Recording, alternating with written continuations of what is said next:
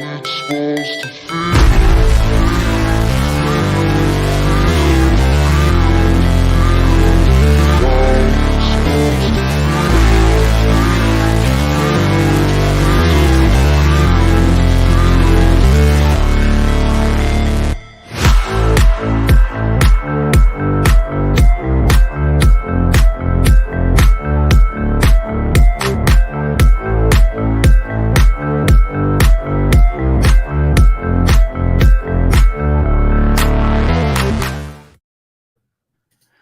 Yo, yo, yo. Welcome to the Oh, now I see what you're talking about, Jim.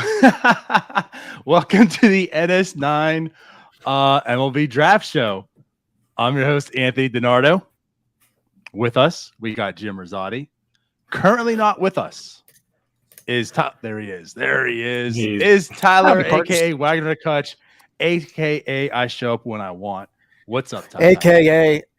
I move in like 4 days, so I've been a little busy today. Yeah, apparently. Sure you have. I'm sweating my butt off. But I'm here. Let's do some draft talk. Yeah, I'm pretty excited. Doing? Yeah, I'm doing great. I'm ready to watch the draft. Pirates just won. Draft time, 4th overall pick. Let's do this. Yeah. Let's do it. I don't know if any of us. I have my favorite of who I want. I don't know who everyone else wants. I know Jim probably wants some Louisville player. Not 4th overall. Maybe later on. I already put that out there, but nah, 4th overall. I mean, we're gonna see, I guess, what happens here. There seems to be some late shaking up here. Yeah. For the most part, Drew Jones seems to be the consensus number 1 prospect, but I don't think anybody knows what the Orioles are going to do. Twitter handle? Yeah, nobody. Yeah, I've been watching MLB Network for the last hour. Nobody has any idea what the Orioles are doing. Nobody knows. I've seen Drew Jones as the pick. I've seen Jackson Holliday as the pick. If you look on... I've seen Termarr Johnson as the pick. If you go to Vegas, Termarr Johnson is the betting favorite to be the pick, right? So, yeah, it's going to be interesting to see what happens. And then really what Baltimore does is going to kind of set things up for the rest of the draft. I don't think it's possible that that Drew Jones or Jackson Holliday is there for the Pirates at number 4. I got to imagine both those guys get taken in the top 3, which still leaves the Pirates with a multitude of good options.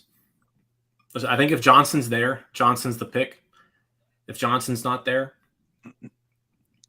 we've seen a lot of chatter about them going, under slot, and Zach Neto being the pick, shortstop out of Campbell, and that would allow them to kind of spread their bonus, over the entire draft. So we'll see. It's going to be exciting.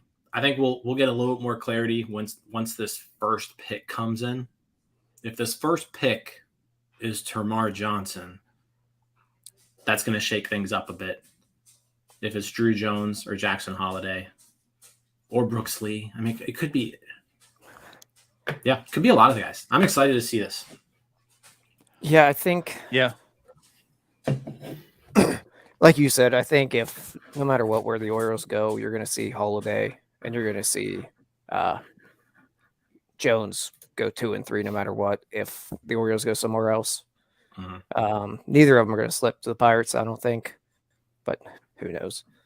Lots and lots of young bats. Not we know it's going to be a bat. Yeah.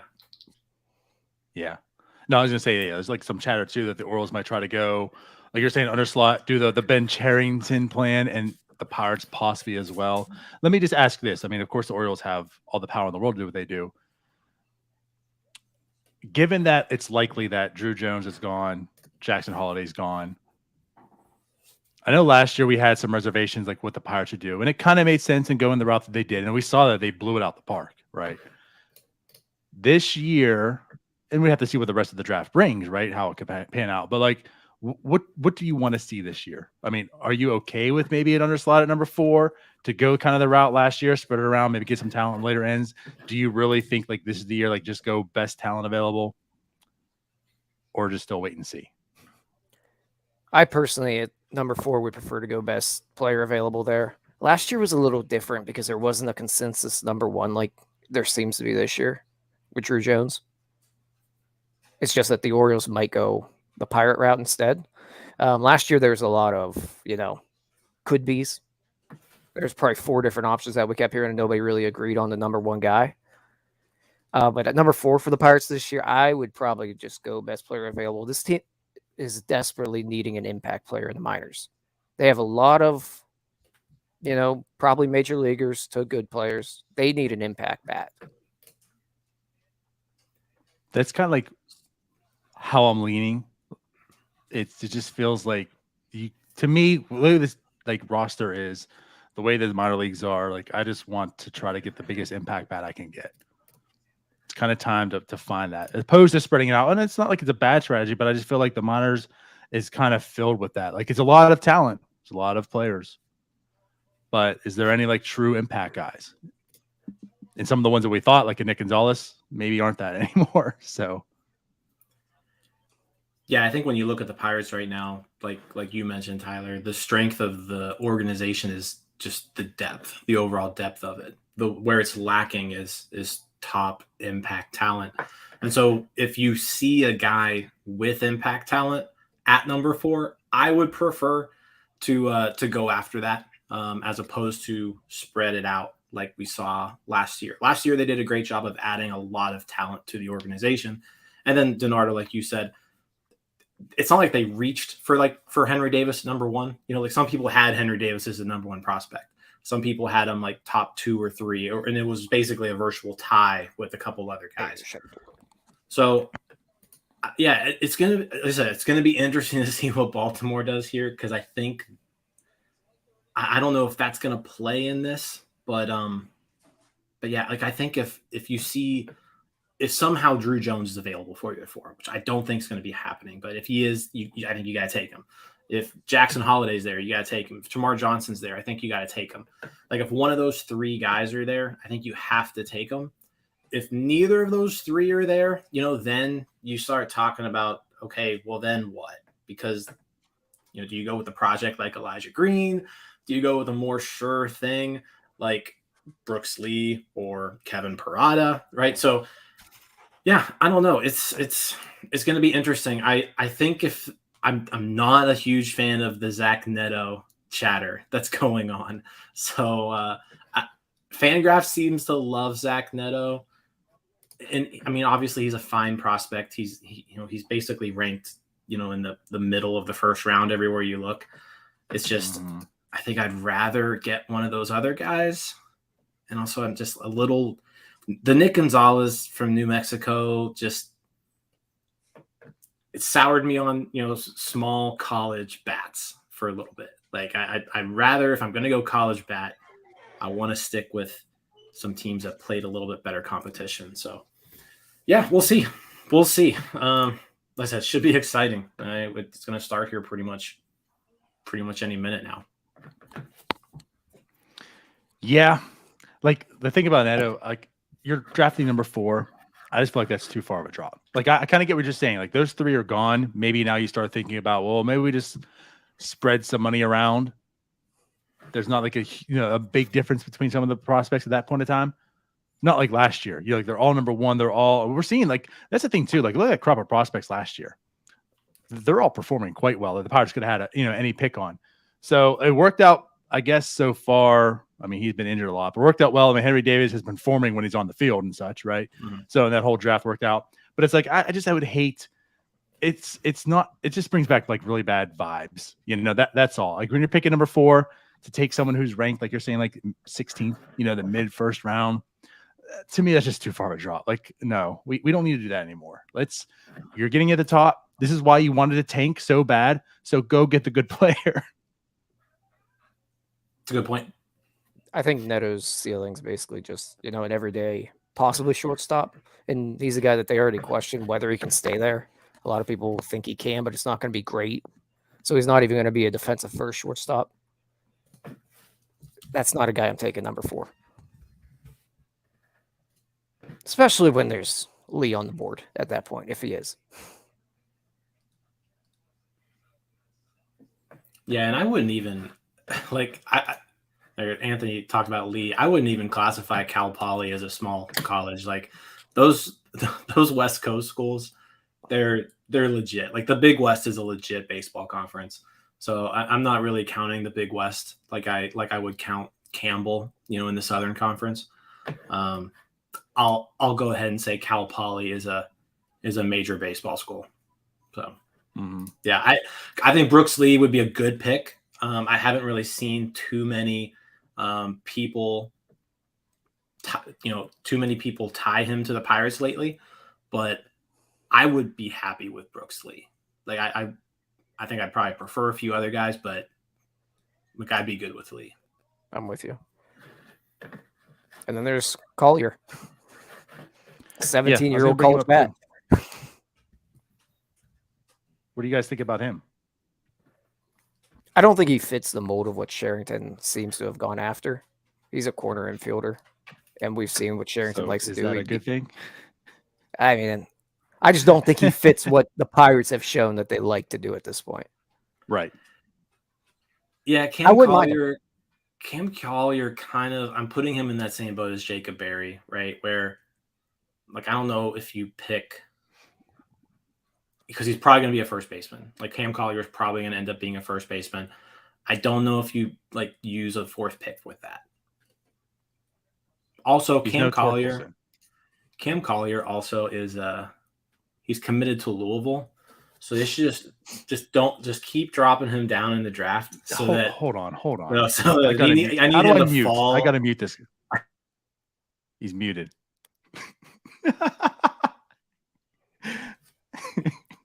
We've muted Jim. He's also like a 17-year-old college bat. Yeah. You can't listen. Stop you. You can't ruin the Pirates draft because you want to see him go to Louisville. That doesn't happen. No, that's what I want to see. I want to see Cam Collier in a Louisville uniform. So I need him to basically drop out of the first round somehow. Not really possible, but yeah. Cam Collier, nobody picked Cam Collier so that he can go to Louisville. Whatever. Imagine sabotaging the Pirates draft because you want to see a kid go to college. First off, don't go to college. It's overrated. No. Yeah.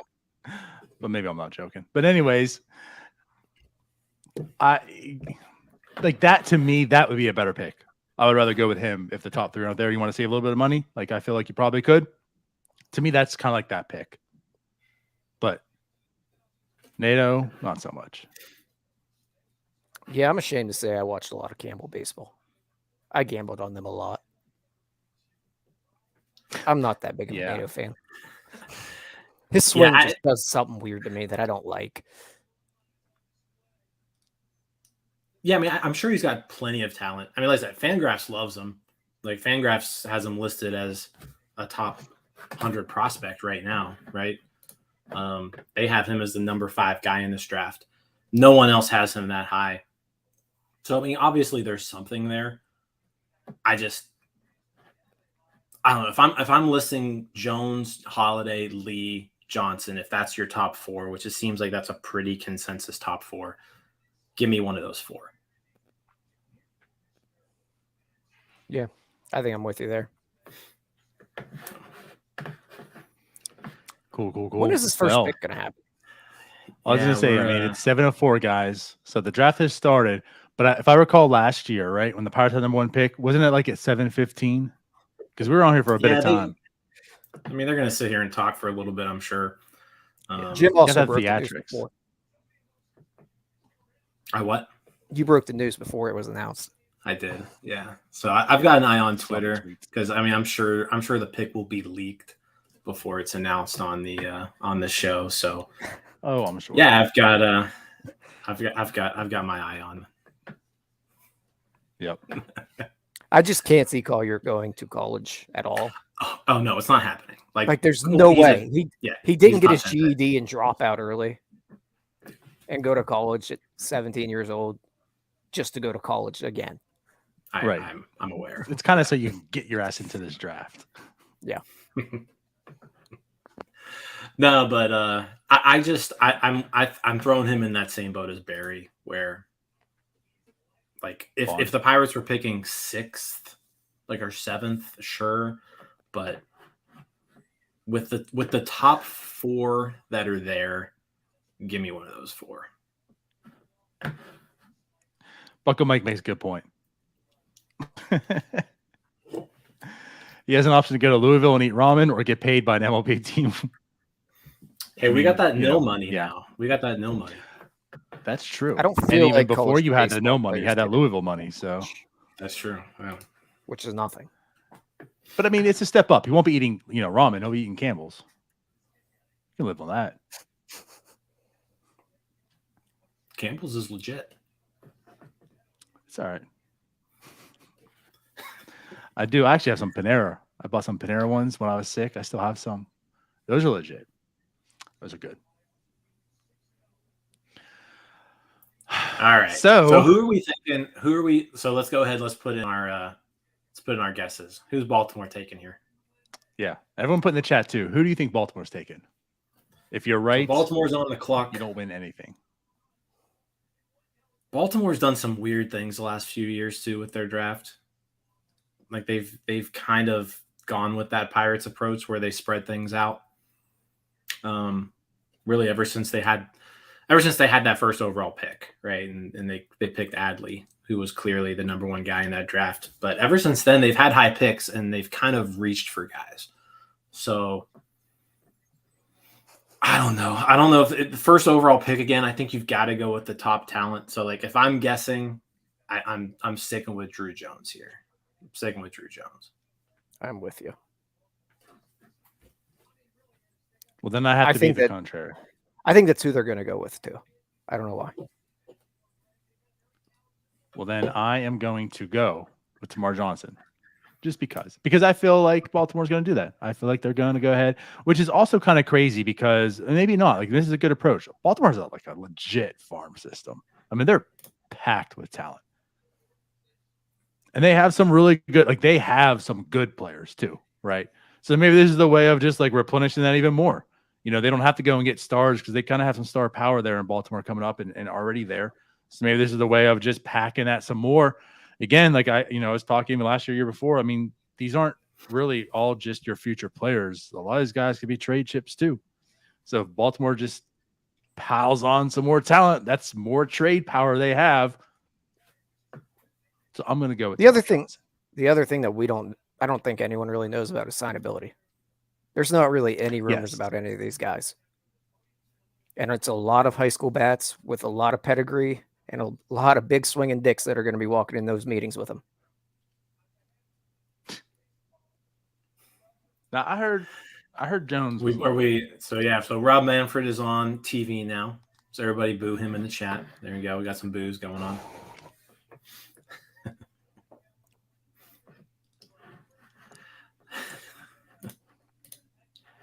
Nice boos. Yeah, so looks so Baltimore's officially on the clock. So here's a question.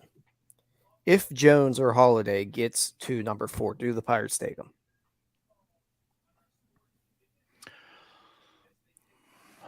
Yep. I hope. I hope they do too, but I don't know. I think there's no way you can let one of those 2 guys drop past you if they're available. Because if they do drop it's almost to that point, a Nick Gonzalez situation. Not that they're on the same level, but it's like if they fall into Charrington's lap, how does he not just select one of them? Yeah, I'm just saying if they get to that point, there's obviously probably some signability concerns. But that shouldn't be a concern for the Pirates. Like they have plenty of money in this draft. I think they have the 4th largest pool available. So like from a signability standpoint, not a concern for them. Like if they've got the money to dish around for some guys. Now it's just a matter of do they want to spread it out or do they want to give it all to one person? they also have the ability where they can kind of bully people down to them potentially because they do have the money to spend. So I don't know. Like I said, it's gonna be interesting here. I will know in probably 5 minutes here what Baltimore's doing, and that'll give us a little bit better idea of how it's going to go. I think we'll know within more than 5 minutes. Like they only have More like 2 than minutes 5? left, or less than 5 minutes, I should say. Yeah, we They should only know have soon like here. 2 minutes left. Yeah, so yeah, we'll see. We'll see. But no, I think if those guys I'm are already on available, Twitter right either now. of them, if either of them are available, you got to take them.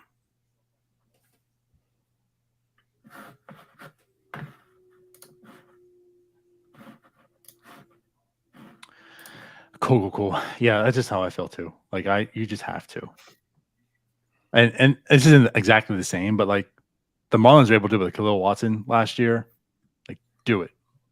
They had it seemed almost impossible that the Marlins would be able to do that. And they were able to do that when he fell to, what was he at the Marlins? Was it 14? Yeah, he's 16? Something like that.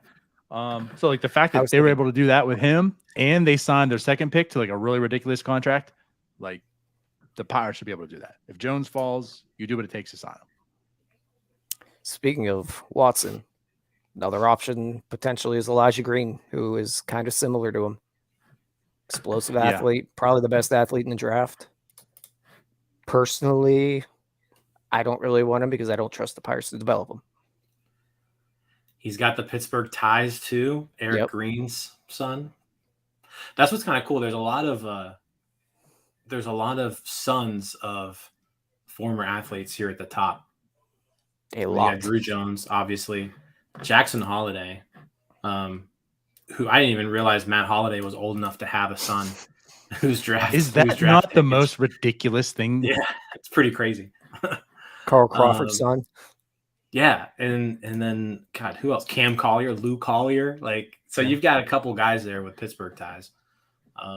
Your Carl hope Crawford, is you're that- saying like his cousins, which is kind of crazy. Like he's not a prospect. He's like, but still, his little cousins in MLB, and now his son's in the draft. Like, yeah. So lots of people who, lots of sons of players, which is kind of fun to see. There's a lot of pedigree in this draft. Mm-hmm. And this, a I lot think, of might be pedigree the in MLB period right now. Yeah. And this might be the last year we see this many college or high school bats coming off this early, because next year we'll probably see a lot of college bats, because that's the year that everyone went college and when they were in high school because of COVID. And we might see a lot of college bats early next year. That's a good point. Yeah, that's possible. We have seen these last two drafts have been pretty heavy with high school hitters. We've been kind of lacking on like top pitching the last couple of drafts, so will be interesting to see how that develops. But I mean, there shouldn't be a pitcher taken in the top 10 in this draft. Kumar. I wouldn't think. Kumar Rocker has a shot. Like if some team wants to yeah. take a flyer on Dylan Lesko even after his Tommy John surgery, like that's a shot. But like I don't think any pitcher is being taken. Yeah. One other thing I wanted to touch on. So yeah, but Pirates are picking fourth, but Termarr Johnson just received a phone call, by the way, it looks like. We're on Maybe phone that's- call watch now. Termarr Johnson just received a phone call. But there's a Pittsburgh kid in this draft, Cole Young from North Allegheny High School. He should be going, he should be a top 15 pick. So that'll be cool to see where he goes. I think Pipeline had him as number 20 on their big board. Pick is in. Well, here we go, guys. Jackson Holiday. Is that what? Are you breaking news? Yeah. Well, I mean, it's in. I mean, yeah, so Jackson Holiday, first pick. Not too many people had that. So Holiday goes first overall. Shortstop, high school out of Atlanta. lefty hitter. I mean, most people had him as, lefty hitter out of Oklahoma. Sorry, I was looking at Termarr Johnson, but most people had him definitely in the top 3 there. So, yeah, I don't think too many people had him going first overall, though. No, I think most I saw he was 2 or 3. Baseball America. Probably a little skeptical on whether he stays at shortstop. Yeah. You know what's interesting now, though? So this is back-to-back years where last year Jordan Lawler fell to Arizona. This year Drew Jones falls to Arizona. So, but do they go Johnson here? Because we did just see him on the phone. We did just see him on the phone as the pick was in. Yeah, we'll see. I mean, this is exciting. We'll see. If Drew Jones gets past Arizona, the Pirates got a shot. They got a shot. No shit. There's only 2 more picks. Let me tell you, if he drops the number 4, the Pirates got a shot at him. Oh yeah. They could really get him if they wanted to. Oh, that's interesting. Holiday goes first. Yeah, I mean, so what that means probably is Lee will most likely be available. Green will definitely be available. And I bet Termarr Johnson is going to be available now. Yeah, it seemed like about everything I read, if Johnson didn't go number 1, he was probably going to fall. Yeah, that seemed to be the consensus there. It was like 1 or 4, but 7, not 2 or 3. Yeah. Yeah, and if he gets past 4, he's probably not going until 6 or 7. Yeah. Yep. Yeah, so I think this definitely ups the likelihood of Termarr Johnson unless the Pirates go and do something crazy. Well, speaking awesome. of do something crazy. So we have a question in the chat. What is the most controversial thing Cherington can do within likelihood with this pick? I think it's going with Neto. I mean, because then you're passing on, you're passing on some top talent to go for an underslot pick. I think that's probably the most reasonable, controversial thing that could happen today. And the thing about that as well, much like day one, it didn't really happen with Henry Davis. I mean, you save some money, but again, like he's a solid player. That was the advantage of having the top pick, But I feel like in doing that, it's going to be all instant reaction because you can't see the plan work itself until tomorrow and the day after, right? So it's like if that happens, Twitter's going to blow up and he might kill it. I'm just saying, like you could see it come to fruition. And like because of that pick, he got more money and then he just kills the rest of the draft. That's possible. Again, that's what he did last year. But people would still be comfortable with Henry Davis, whereas with Neto, they wouldn't.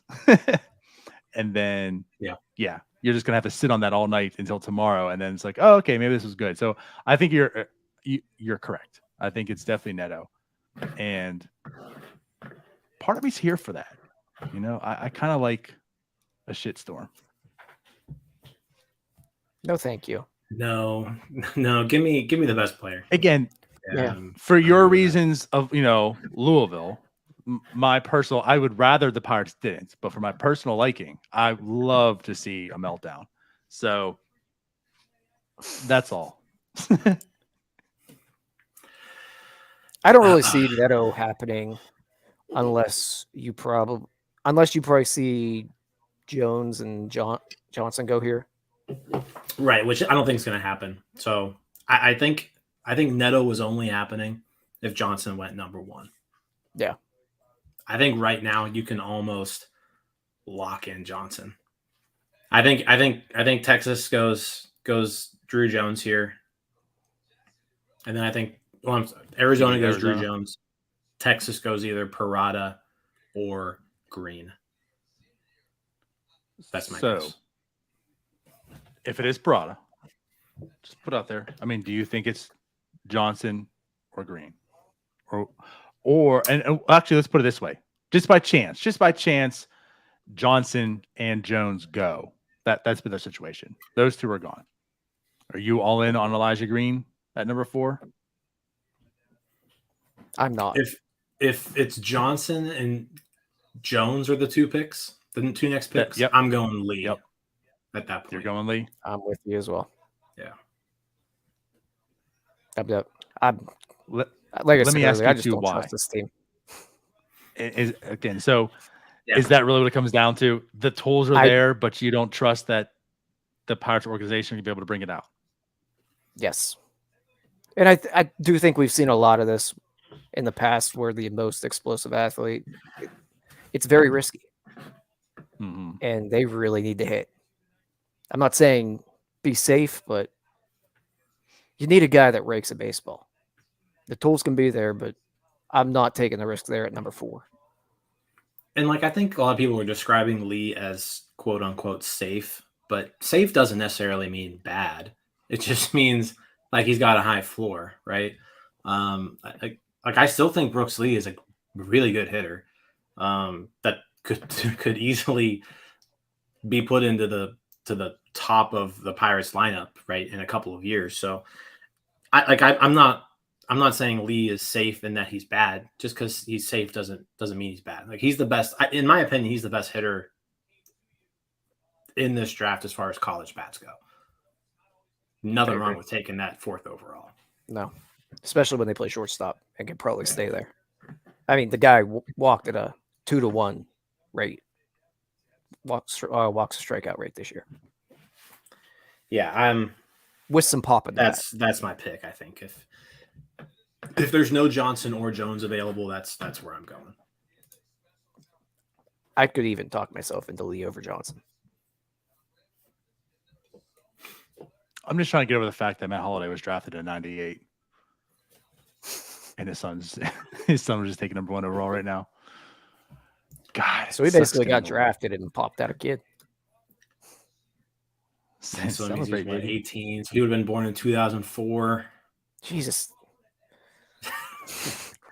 Never mind. I still think it's like 2018. Yeah. But that's what I'm getting at. Like 2004. This is like, that's no.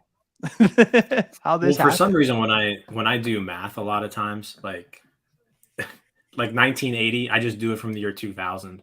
Like 1980 was 20 years ago. But it was 42 years ago. Yeah. Yeah. I'm with you, man. Come on, guys. It's the 90s. JJP0411. Person take the gamble with Green and risk it. I mean, when it comes to talent and people you can develop, Green is up there. Like he's an athlete. He's a specimen. Yeah, I mean, it's tough. It's easy to say. I'll put it that way. But to make that decision, especially at number 4, it's not even just the Pirates, but it is a part of it. I don't trust them to develop him, and it's just a little bit too risky for me there. All right. He's probably a guy. Pick has been leaked. Uh-oh. Jim's on it. We got all right. So according to everybody now, Drew Jones is number 2. So Drew Jones going to Arizona. So Arizona back-to-back years gets the number 1 rated prospect in the draft at a discount. So they've done pretty good well on them themselves in the last 2 years. Yeah. Right. So there goes all the talks. The Pirates will not be getting Jones. We can end that now. Yeah. So Jones is gone. So that leaves. So that takes you that takes the 2 top high school guys off the plate. That probably means Termarr Johnson's the guy. I can't see Texas doing anything too crazy here. I think they're going to go with Parada. That seems to be like a consensus among everybody. Yep. So then it's going to basically be Johnson, Green, or if they decide to do the underslot thing with Neto. But I think this is lining up for the Pirates to take Johnson. And Parada's probably an underslot guy, I'd assume. Yeah. So you say Texas goes there, that really knocks out Neto, I think, because Texas is going to be one up on you. Yeah. Now Texas doesn't have the bonus pool that the other teams have. Where are they ranked? They are. I don't know. It says here that the top 9 picks, Texas ranks last in bonus Really? pool. So they have less money to spend than everybody else. So that's probably why they go Parada. So that makes sense. Yeah, so it's probably Parada here, which that leaves the door open for Johnson. So far, Johnson might have been getting a phone Rangers- call from Sherrington. They rank 14th. They got 9.6 Wow. million. all right. And Yes, again, so for just, perspective, the third most, which we're picking third, is at 13.9 million. So hey, maybe that's maybe the they go with Neto. Do we have a feature where we can Maybe like they do. do we have a feature where we can like post tweets in here? Is that a thing? Probably have to screenshot and No, do but that. you could screen share if you want. Which reminds me, I got to update the banner.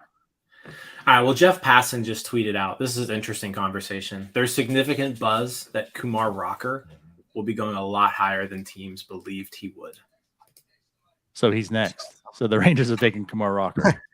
What if They're the going Rangers real on their slot, back-to-back guys. years go? What if the Rangers back-to-back years go Jack Leiter, Kumar Rocker? That'd be kind of crazy.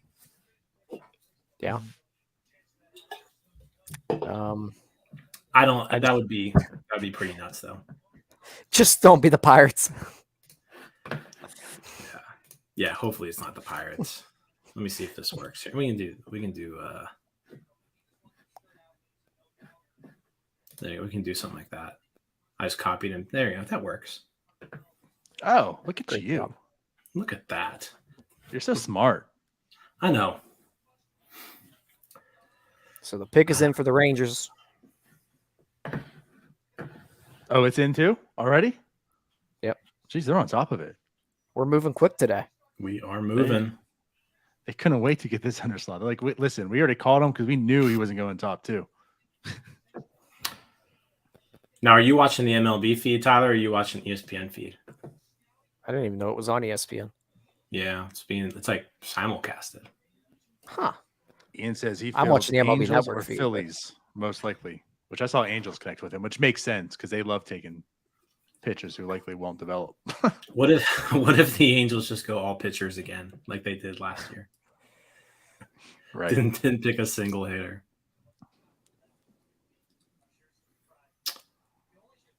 Wow. If the Pirates pick Rocker, Tyler will. What if it's the Pirates taking Rocker, guys? You That's what I guys. said I would be afraid. You guys. Jim's face.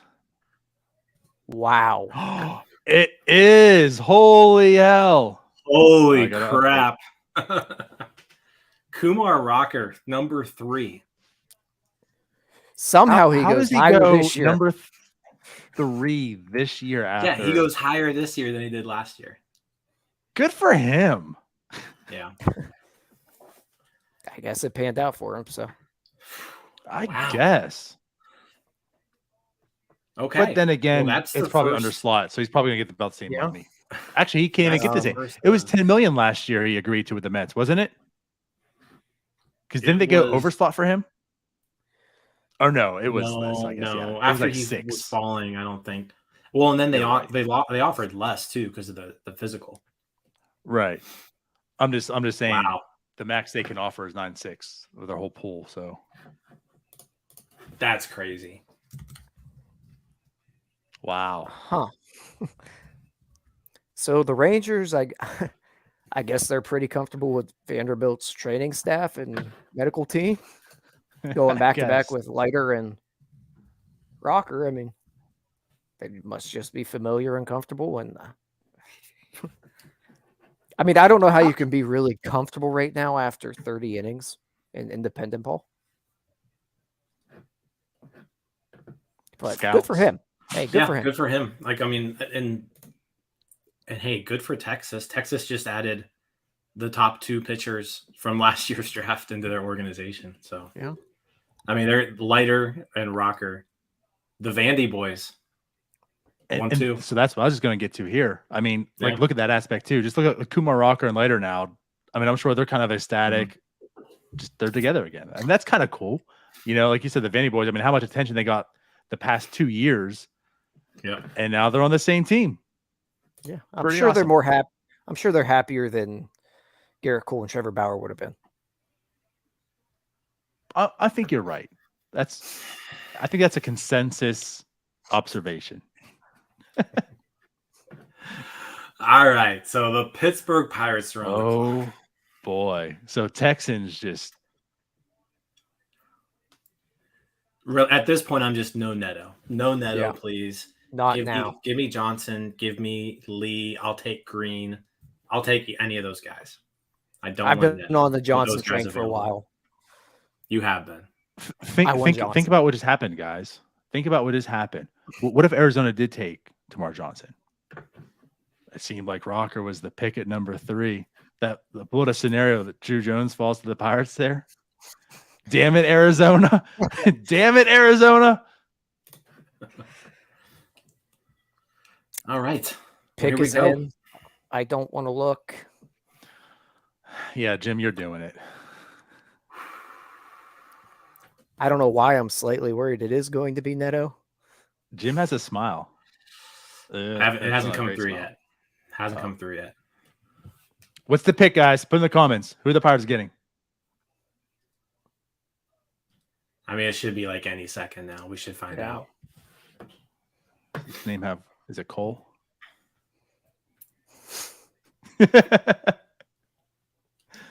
Just following the Steelers model. All right. Come on, Jeff Passan. Tweet it out. What if it's Parada? No, please. I mean, the dude can rake. Like, Yeah, I know, but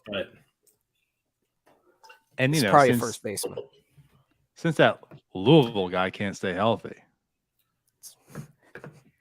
yeah, I mean, I don't see Parada staying behind the plate. Yeah, he's probably a first baseman. Ooh-wee. All right, this is exciting. This is almost more exciting than last year with the number 1 pick, Antonio Bastardo. IL Davis, Dominican Davis. Oh, come on, let's go. I really do think it's going to be Johnson here, though. Pirates select Termarr Johnson from So they did it. Jason Mackey coming through. Oh, Love it.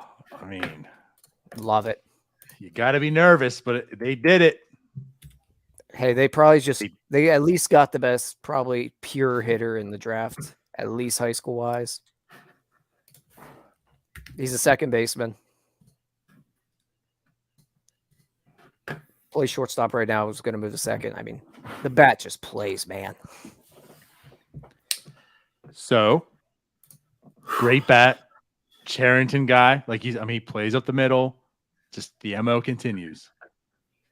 Just the difference, I guess, is this wasn't a high school. Yeah. This wasn't a college bat so far. Yeah, so I mean, the one thing about this pick is it's a high school bat, so you are going to have to be a little bit patient, right?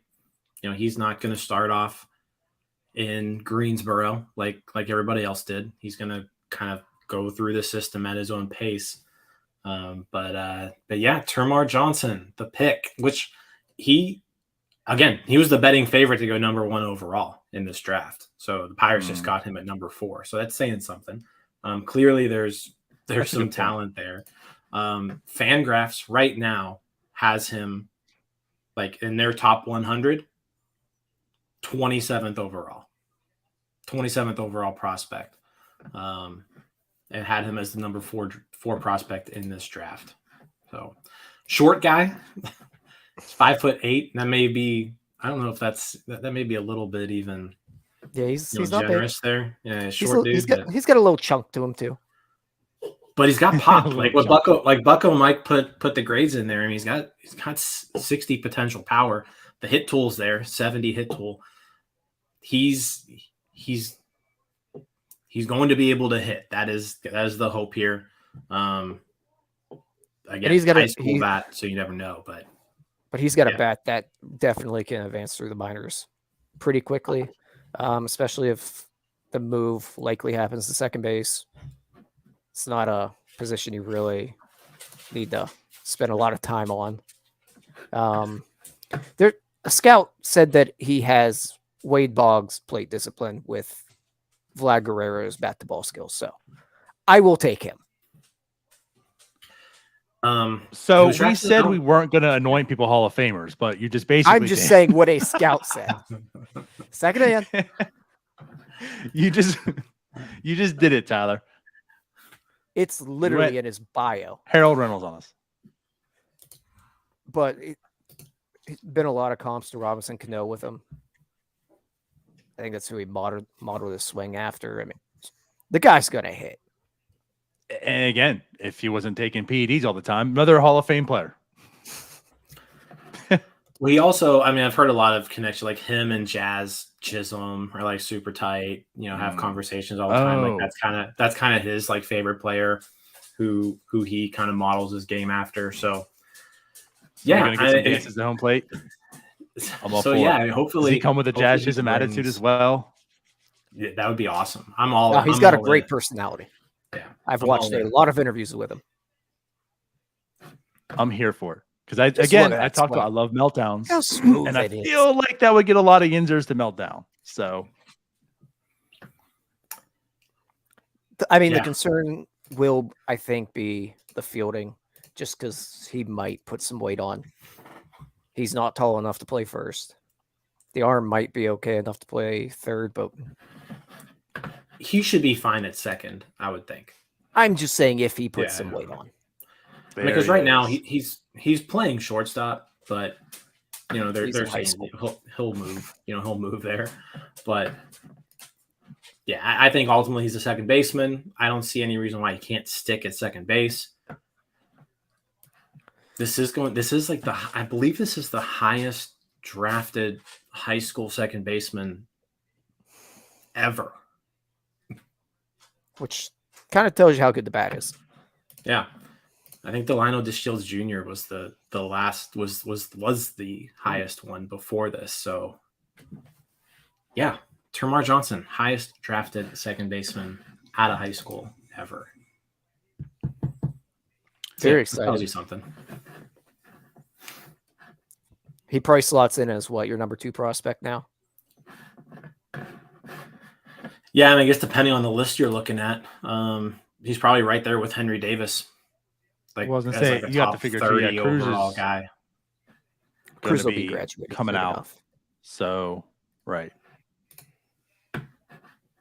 So I would assume he slots in at number 2. Yeah, Cruz is still technically a prospect for probably another week or two. And then Henry Davis is 25th overall. So he kind of is right there with Henry Davis. Like neck and neck. So yeah, depending on when the update comes out and who he could be number 1 potentially. Yeah. So a good ad. I mean, I said that. I think that's a home run pick. I think that's what most people are wanting. They definitely got better today. Yeah, they didn't do the drafting Neto and going under slot. Like they picked the best available player in the draft, in my opinion, and in most people's opinion. So yeah, well done. I like this pick. Obviously, we'll see in 4 or 5 years how it pans out, but seems like a solid pick. Yep, like I said, I've been on board with him for a long time now. So happy he fell to him. Happy they actually took him and didn't do what we might have thought they were going to do. So, question in the chat: do you think the Pirates have to pay him full slot? Usually they can. These slot values are so high that I bet they got a little bit of wiggle room. So I'll say he signs for a little bit less. I have no idea. Potentially, that's kind of like where I'm at, because he could have went number 1. He went 4, but as much like you said, like the people that are eyeing him up, it seemed like if he was passed by the Pirates, he's fallen to 7th. So like maybe they can play into that a little bit, Mm-hmm. I mean, Yeah, the slot value on this pick was what, like $7 million. So it's a lot. seven basically on the dot. 7,002,100. I don't think he'll sign for And that you much. figure, and it goes from 4 to 6 is 6,034,000. So that's a whole $1 million at number 6. Yeah. I think we'll know a lot more when we get to pick 36 on where they go with that. That'll kind of probably give us an idea. Yeah, Where they go only with 3 that. more hours to go. I'm just saying. Right now, I have no clue. Right. I don't have the sound on either, but apparently, like in his interview that he just had, they said, "What are the Pirates getting?" And he said they're getting the best player in the draft. That was his response. So, My guy. he's I mean, confident dude. There you things you go. love to see. Yep. All right. Good pick. Very happy. Now we'll just sit back and watch shit hit the fan. Yeah, now we can just kind of chill for a little bit, see how the rest of this plays out. How far does Elijah Green fall? I don't think Elijah Green falls That's farther. Honestly, the Elijah Green could go right now to the Nationals. I think that probably makes a lot of sense, especially if the Nationals are looking to trade one of their outfielders right now. They kind of need to replace him with some talent. yeah. That's kind of what And I was Elijah Green could seeing kind of be too, that guy, because of you know. Juan Soto. Maybe he's the guy. But hey, I mean, people did anyone expect If you're Khalil drafting Watson to because fall you're as much going as he to did? trade, if you're drafting because you're going to trade Juan Soto, you got problems as an organization. Well, they're about to sell their organization, so they might not even care.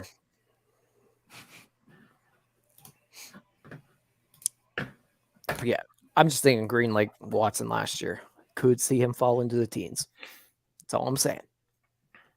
Yeah, it's possible.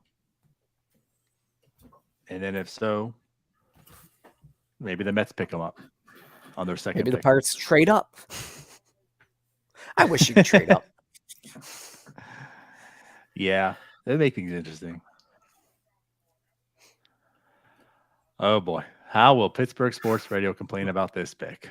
Well, the only way they know how to. I don't know if there's much to complain here. Like, No. you had the 4th pick. He was a top 4 guy in the draft.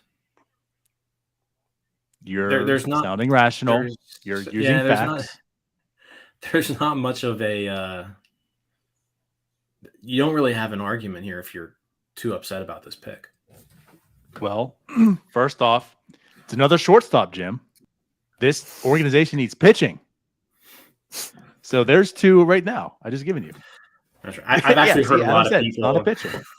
I've heard a lot of people say you need to get a pitcher, and it's like, well, there's like no pitchers. There's no pitchers in this. Oh, I guess Kumar Rocker was just picked 3rd somehow. But the Rangers got us again. Here. They took Leiter from the Pirates, and they should have picked Leiter. Now they got Kumar Rocker. That's a real organization, Jim. Yeah, that's true. There's your Monday morning radio, guys. And I will say, I've been harsh on Sherrington. Very harsh. I have no complaints about any of his drafts to this point. It's the trade side of things that I've disliked a lot in the roster construction, but draft-wise, I think so far he's kind of hit everything out of the park. And before other people go this route, even with the Nick Gonzalez, like I know the way he's performing right now, but there was no issue with that pick at that time. No, I mean, with Nick Gonzalez being there, like he was a pretty solid pick. The Henry Davis pick, there was some skepticism there, but you see how they approach the rest of that draft. So, yeah, so far, I don't have too many complaints there either. Same. And again, like last year's draft, he just absolutely killed it. Just absolutely killed it. He's going to build up a pretty good farm system with his drafts for whenever the next GM takes over. There you go. They won with cowardice people. It's coming. Hey, he could go back to Toronto. If they fire him. Again, if you guys watched us enough, we've been underwhelmed by the talent acquisition outside of the drafts. But again, yes, I'm with you all too. He has certainly done well in the draft so far. And this is another one. Again, Termarr Johnson, no complaints at all. Seemed like that's probably what's going to happen. It happened. He did it. Good for him. Yeah, we're not seeing a. There's a message there for those who are watching the stream and can read. We're not seeing a Cole Tucker type of pick. Right. We haven't seen that yet. That's was alluding to. Like the Henry Davis made sense in doing so, but Henry Davis was also a good player. That's what I'm saying. Like that's the benefit the Pirates had. They're all quality players, and we're seeing them right now as they rank in the pipeline. That the Pirates really could have won anyone, and they got a good player. And that's what worried me this time, as you guys talk about NATO. Like that's Cole Tucker resemblance. I feel NATO's probably better, and he's ranked better. At least he's a mid first rounder, like a mid third rounder. But that's too far of a drop off for me. So they played especially it well. What's there? I'm happy. Right. Who are the Nationals going? Yeah, I would say the Nationals are taking forever here. I was just going to say that now. Yeah, They took Elijah Green. On? Did they? Yep. They're replacing Juan Soto.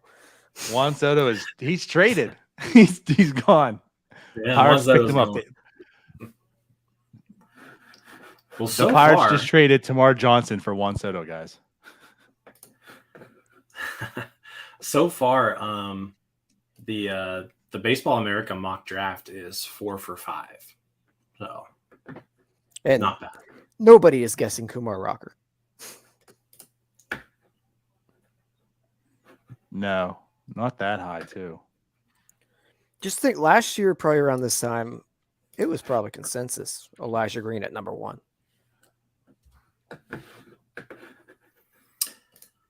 Yeah, I mean, there was the whole like tank for green thing going on. Those have all worked out really well. Tank for Kumar, tank for Green. Yeah, none of those have worked out. No, not at all. But back to Elijah Green, number 5. Back to our points about the Sheraton drafts. I would compare like Henry Davis wasn't a Tony Sanchez. That was nowhere near a top of a board. Right. We haven't seen that yet from Sheraton. And he's doing this with, the new draft system. So I will say I've been happy with him in that regard. No, I'm with you. I like the approach that he's taken so far. Like there haven't been any surprises, really, like huge surprises. You could, like I said, we could say Davis was a surprise, but like there's no Cole Tucker like picks that are happening right now. Cole Tucker, Tony Sanchez. Yeah. Right. So that's I feel like the Henry Davis, to say it's a surprise, I think it was more of a surprise who you thought they were going to do that strategy. You just thought because of rumors and what was going on at that time it was going to be somebody else. But it wasn't as if it was it was a surprise, but not like a shock. Probably the best way to put it. Where I haven't been shocked negatively in these drafts. I've been shocked positively. Again, with last year's draft, when you saw who they're able to draft and then sign, that was shocking in a positive way. But yeah, like you weren't shocked about Henry Davis. You were just surprised. But it was a good pick overall, regardless. I just didn't want him because he went to Louisville. Right. Because of Jim. So now we're all aboard the Dalton rushing train with pick 36 or 44. Let's do it. Let's just do. I'll talk to you in 3 hours about that. I don't know. Starting catcher, backup catcher, both from Louisville. Let's do it. So, what do the Marlins do here? Wow. Talk about Baseball America hitting it. They take Kylie has Lee. Wow. Yeah, Baseball America's got Brooks Lee going. Now they also had Parada as being picked 3rd. So, yeah, does Parada go here? Does Lee go here? And based on what they're saying, what they're hearing is the Marlins are going to just pick best available, which technically speaking, that would be Parada. and or Lee, I guess if you're depending on looking, who you're looking at. Or Yeah. Collier. well, Lee's I guess. depending on what list you're looking at, Lee, I think, is probably technically the best available. I'm just looking at Craig Kiley's best available, and he's got Parada number 1. And then who do you have? He has Drew Gilbert at number 7. So this could be anybody. Perfect. I haven't seen Drew Gilbert Interesting. anywhere ahead of like 25. Yeah, Gilbert's pretty low on everyone else's list. Yeah, like top 30, but Or whatever Interesting. Kylie's name is. I don't know the guy's name. McDaniel. Yeah, him. Sure. I just see Kylie. I don't know. I don't remember his name. Too many names to remember.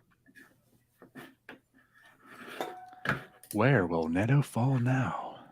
Probably mid first round, like you should. yeah, I can see that.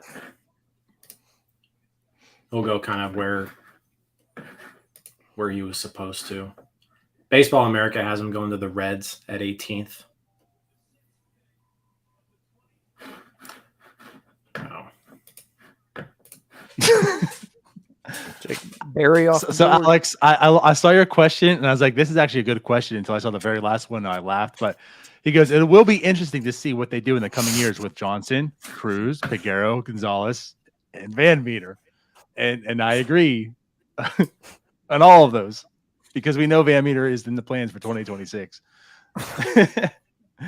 But again, that's definitely a Charrington MO. He drafts guys up the middle.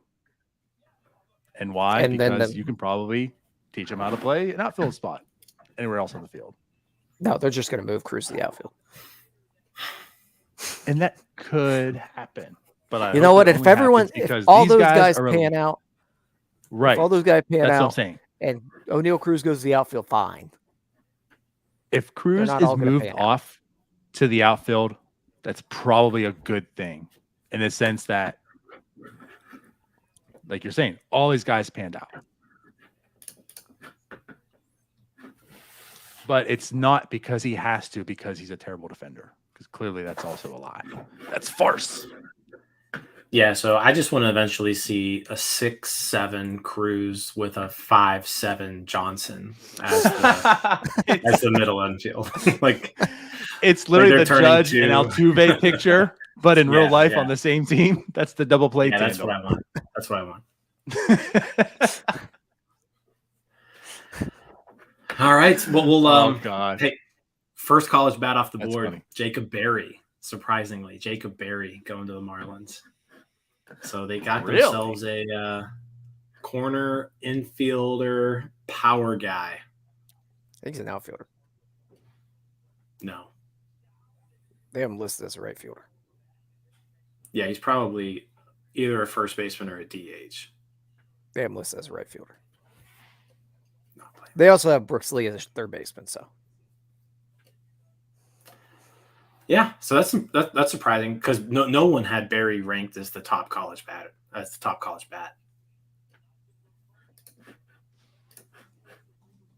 don't think anybody had him going this high either. Yeah, my strat league is kind of disappointed in this pick. Oh, that's right. That's right. That's why I had Hey, some you know what? He's investment in good this. trade material for you, right? Maybe. Plus, might get there. See, this is quicker. good for this is good for my Stratomatic Royals, though. Kind of see what we can do there at number 8 overall I am kind of intrigued here to or 9 overall. see how I was gonna far say, yeah. Lesko falls with the Tommy John. Yeah, I mean, Lesko was a legit top 5 guy had he not gotten hurt. So yeah, it's just a matter of like who's gonna take him because he's probably still the best arm available right now. Mm-hmm. It's just he's not going to be able to pitch until like the end of next year. at best. So, I mean, at that point, he's probably just going to go to college. no, I would just go to college and no, you're still getting paid a lot of money. Like, and well, it depends somebody how far he falls. you just got Tommy John surgery, and someone's going to give you like $3 million. Like, give me that $3 million. I guess I'd But put it that way. There aren't too many people picked in the first round who don't take that money. okay, Mark. Appel. Thank God he didn't. I guess it didn't I matter. know.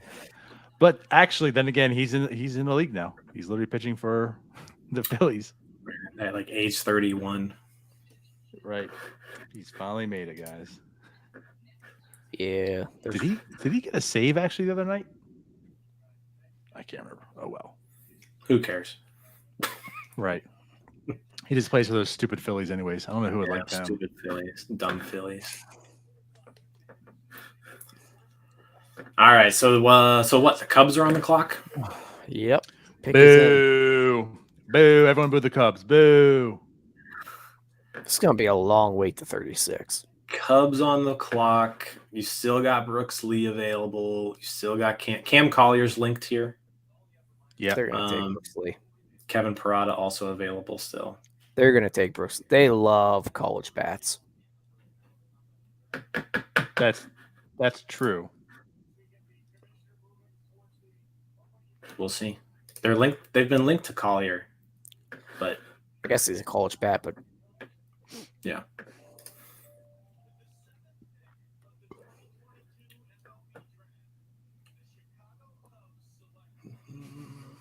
wow. What? Whoa. Whoa. That's a surprise. I hate you guys. I can't see or hear. Where the hell is he ranked? He's Like late teens. Whoa. Cade Horton is listed. Baseball America has him as the 23rd. I think Pipeline had him maybe 19 or 20. Wow. Oh, the Cubs broke. Yeah, so Pipeline had him at 24th. I mean, a 5.58 year, is that right? A 5.58 ERA at Oklahoma. Already has had Tommy John. I mean, at least he got the Tommy John out the way. That's crazy. That is that's an interesting pick. So they pass on all those college bats. So you still got Brooks Lee. So you still got Brooks Lee.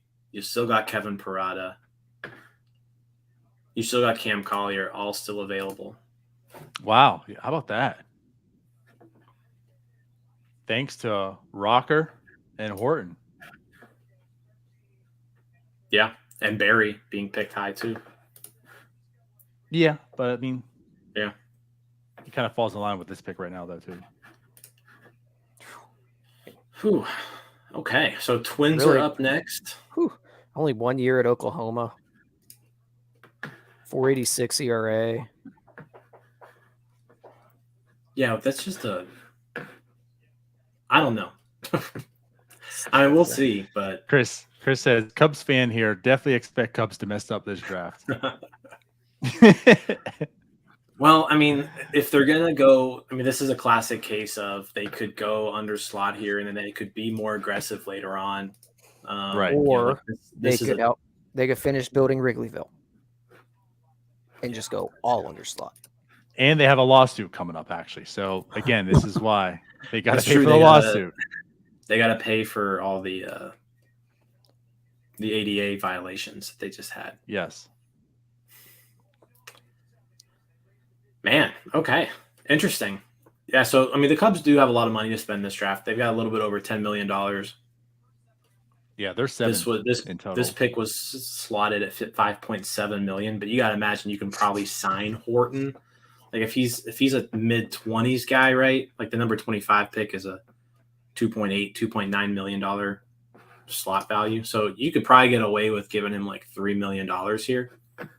And then that gives you $7 million to spend, throughout the rest of the draft. So we'll see what the Cubs do here. That they could definitely make some noise later on.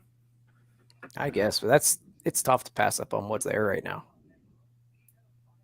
Yeah, the people who are left, like especially Parada and Lee, like both of them seem to be pretty safe picks, right? Like there's not a lot of bust potential in either of those two. And it fits the MO of what the Cubs have done for a long time. Yeah. I don't know. Twins are taking Brooks Lee here, by the way. Wow. According to I wonder if this falls in. Ryan did a whole, I'm not going to say study, I guess, but he did a whole thing about draft picks and whatever. And like the safest pick was a college bat in the top 10. Like they basically produced. Or he might have just read Moneyball one time. Yeah, he read Moneyball. No, he did it when he was doing his 5 WAR site, which never really went into existence. And I remember that because that's why I traded for Alec Bowman in our TFL. But anyways, so I'm like thinking, technically Collier's a college bat, right? Even though he's really a high school kid. So is that do well for him? No, he is. So Twins are going Lee here. So, that's good value for the Twins, in my opinion. I agree. A lot of people had Lee going like number 2 or 3. So, I don't know if a lot of people did, but he was probably a top 4 player, at least on most people's boards. I don't know if Adam going that high, but he was in the top 4. Yes, he was. All right. Well, Baseball America has him as number 2. In front of Jackson. Pipeline had him at 5. So, it is good value there. Yeah, for sure. So good on the Twins, adding some more talent. Yeah, and so Fangraphs had him at 3. Yeah, that's a good pick. And he's an advanced bat. He should be major league ready in just like maybe 2 years. So that kind of gives them 2 guys with Austin Martin and Lee, who are probably going to kind of hit the majors around the same time. So, not a bad pick. I like that pick for the Twins. Probably would have liked the Lee pick no matter where he went. Other than 1 or 2. Yeah, I like Brooks Lee. So, I would have been fine with the Pirates taking him there at 4. So, yeah, I wanted Johnson, but I would have been fine with Lee if they went that route. Also, because it probably speeds up the timeline a hair. Yeah, he's going to be ready a little bit earlier. He'll be up right quickly.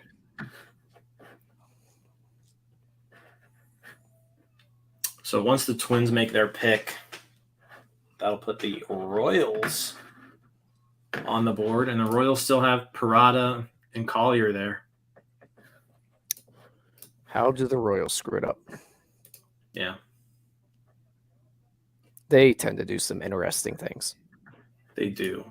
Yeah, ever since the Bobby Witt Jr. pick, which that was kind of a no-brainer. But last year, who would they go with? Shit.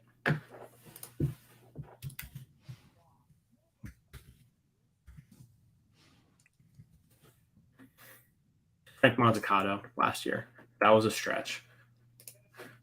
And then the pick before that, they went with Asa Lacy. So they've gone pitcher each of the last 2 drafts.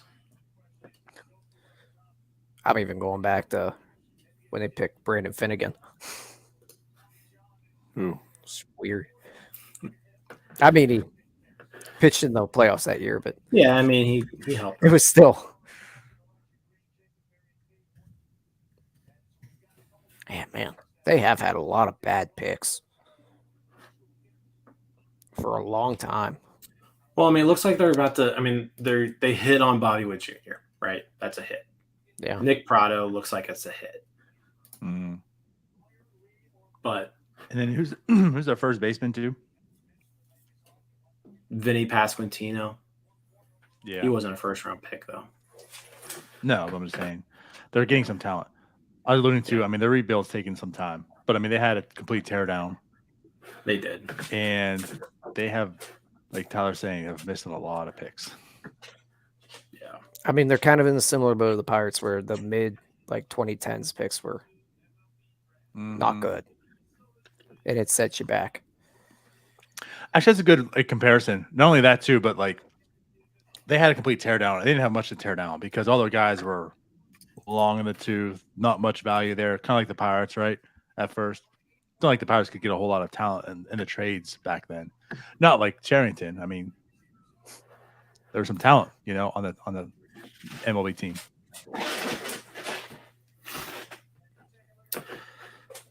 Yeah, I heard Johnson talking about that earlier. He's going to be a second baseman. Yeah. I could see. So I guess to read the tweet. Yeah, I could leave. Yeah, I guess we could read it because this is going to be a podcast after it's live. But so Jay Krause, so Termarr Johnson has also said he sees himself as a shortstop, and with the drive and success he's had, I will not be the one to doubt him. Per MLB Pipeline, a shortstop in high school, Johnson will change positions as a pro because his quickness and arm are more average than plus.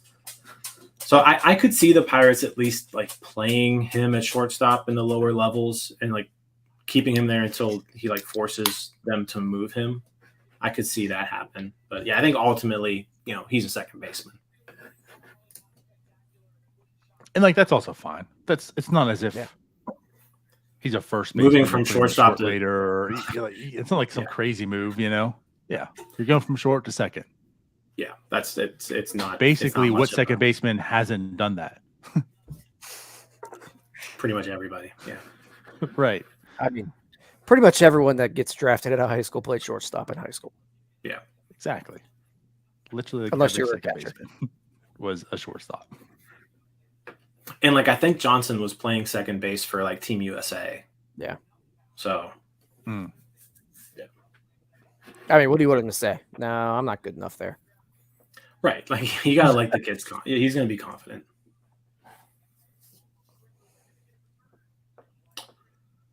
All right. So I think we still haven't announced this Twins pick yet, have we?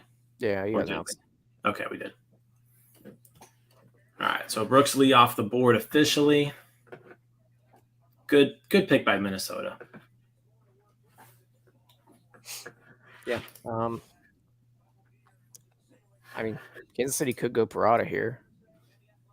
I don't think they have much catching depth in their system, but there's not really much top talent left. Yeah, I mean, right now Collier and Parada are gonna be the two top ones, I would imagine. Yeah, and then we're starting to get into the nitty gritty where we're going to see weird stuff. Yep.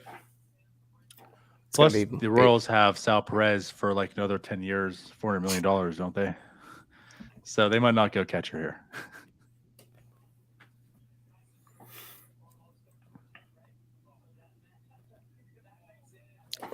Could they be a team that goes, let's go here? That would be 3 straight years of getting a pitcher. I think they go – I could see them going Parada. And, I mean, Parada doesn't necessarily have to catch. Like, Parada can really play catcher, corner, outfield. Yeah, we'll see. I mean, the guy has major power.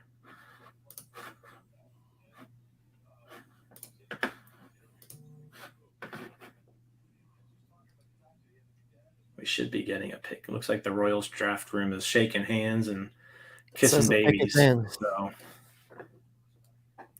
all right, pick is in. It's going to be Gavin Cross from Virginia Tech. Baseball America nails it. Yeah, that they had them. They had him going. So that's crazy, though. I mean, that another college bat, though. that's not Parada and it's not Collier.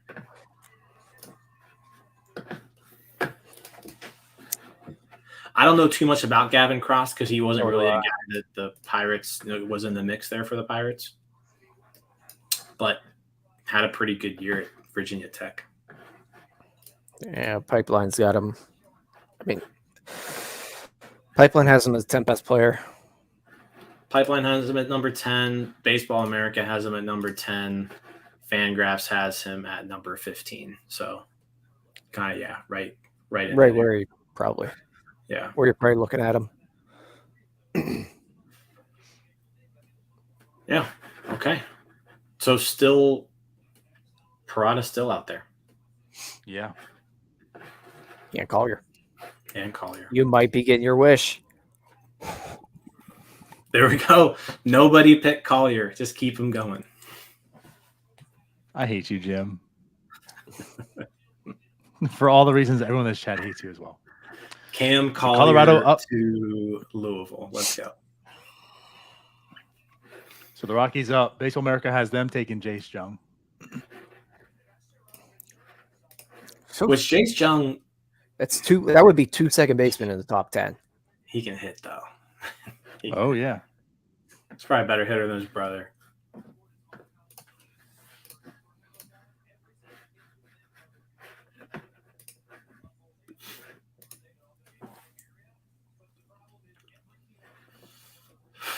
Yeah, so that would be another college player.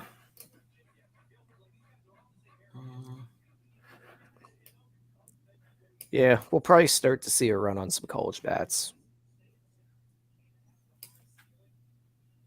Because there's Yeah, I mean, it seems like Baseball America is saying that like it's probably not going to be a high school guy. So they haven't projected a high school player for that pick all year. Not rolling it out, but doesn't seem to be the direction they're going. So if we're thinking college bat, Parada, Jung, Neto. could be Neto, DeLauder. I think we've seen more of him drop.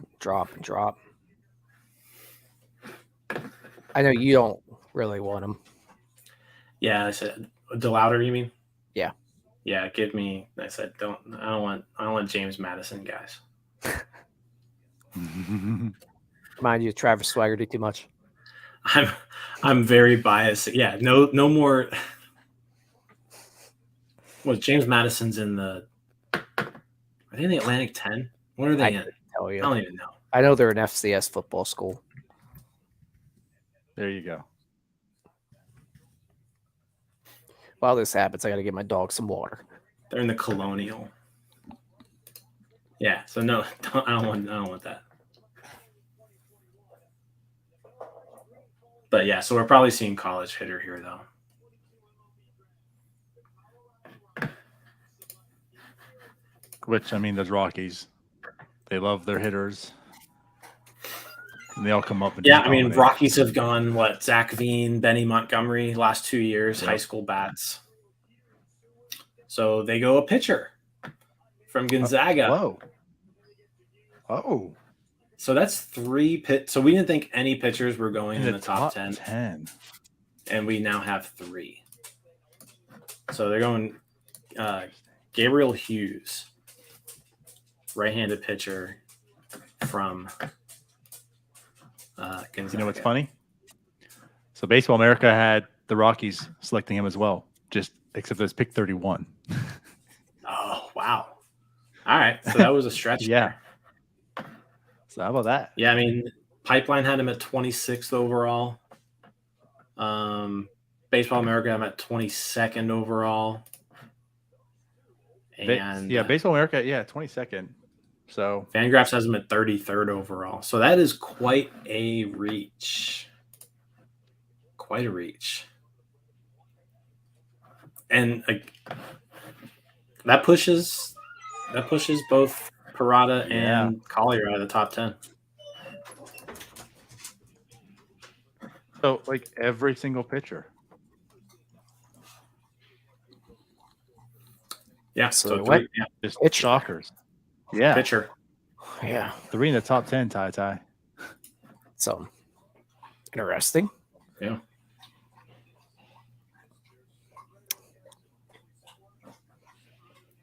I hope Who he can was it? strike people out. Gabriel Hughes. 26 on Pipeline's big board. Yeah. He's basically in like the mid-20s to 30s, like everywhere. You know, So I said Yeah, it's so funny we've because Baseball America seen- actually had Colorado picking him, but at pick number 31.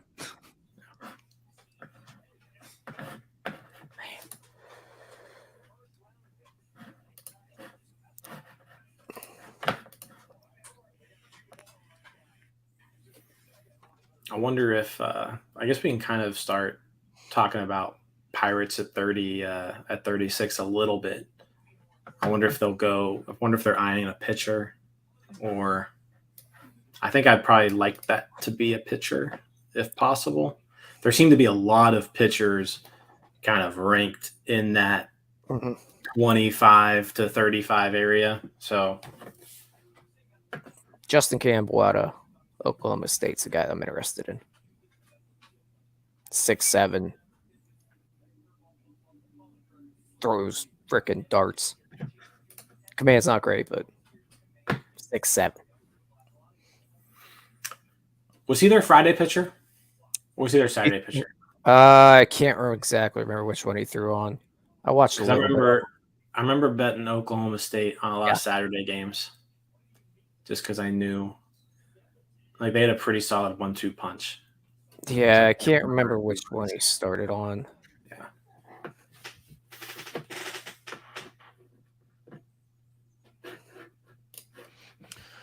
Well, Mets on the clock.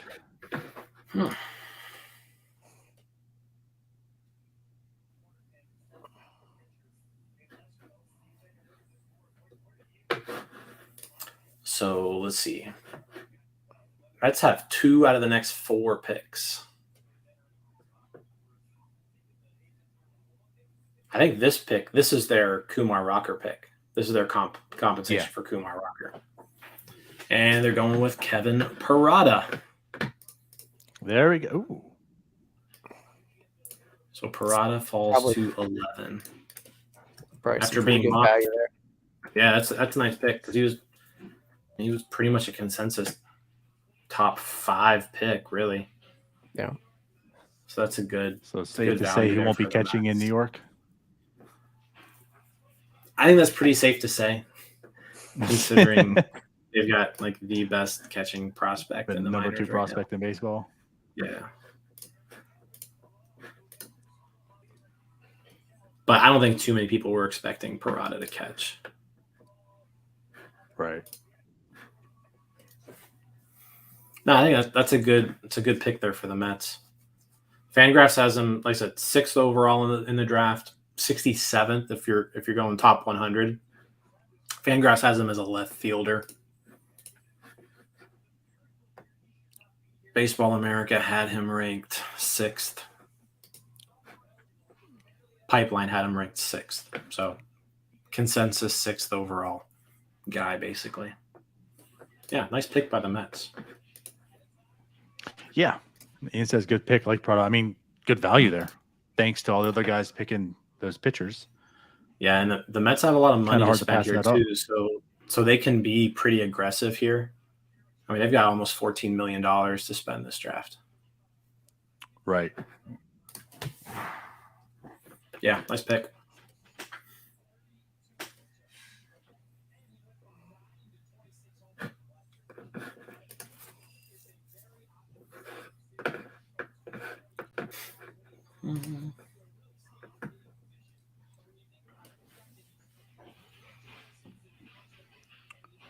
For the record, Thomas Harrington's another guy out of Campbell I'd be interested in. I'm basically just remembering guys that I bet on a lot. Yeah, That no can't be Campbell good. guys. No Campbell guys. He's got really good pitchability. Stuff's good. He'll move quick. I'm a little bit more inclined to take a Campbell pitcher than I am a Yeah. Campbell hitter. So I'll give you that. I'd agree with that. I think Harrington at 36 is a little bit of a stretch, though. Yeah, considering who I else is agree. available. That could be a decent pick at 44, though. Yeah. I mean, it's He all had a good. really good year. 44 could be a spot for rushing. Yeah, give me Dolan rushing.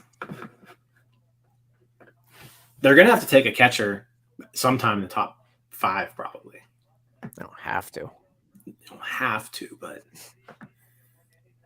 you need a catcher in this class, and at least a couple, just to play for Bradenton. That's what international money's for, baby. Yeah. Once you trade Just sign Merznick one, who cares? for $5 million of international money. Can someone explain to me why they have Drew Gilbert in their top 5 now?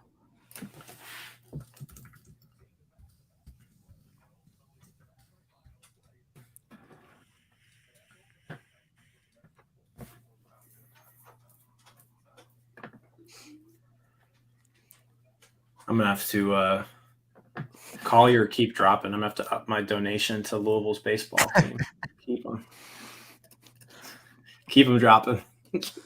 So where does Detroit go here? Well, Jim just Venmo'd him some money not to take Collier. So. Yeah, I'm gonna Venmo all the GMs just to not take Collier. He's like, I just bought a couple Little Caesars franchises. Don't draft Collier. So you're the reason they're raising the prices on stuff. Oh, yeah. Those hot and readies, they'll be $10 before you know it. I haven't had a hot and ready in a long time. I mean, there's really not a reason to. Not anymore, but I mean, other than that, they're hot and ready at the same time. And I think they're still like $6, aren't they? Yeah, I think they're like $6 now. But you got to get the garlic Pretty butter solid with them. deal. And that's another $1. Then we're at $7. At that point, I'm better off just buying a good pizza. Like Domino's. We're done. Or as Bucko Mike would say, East of Chicago. We're not going to get any pizza talk here because I'll hate everything. No, We have 24 picks. That's true. We might need some pizza talk here. I don't know how long you guys expect me to sit here and talk about mid-round prospects. I know, right?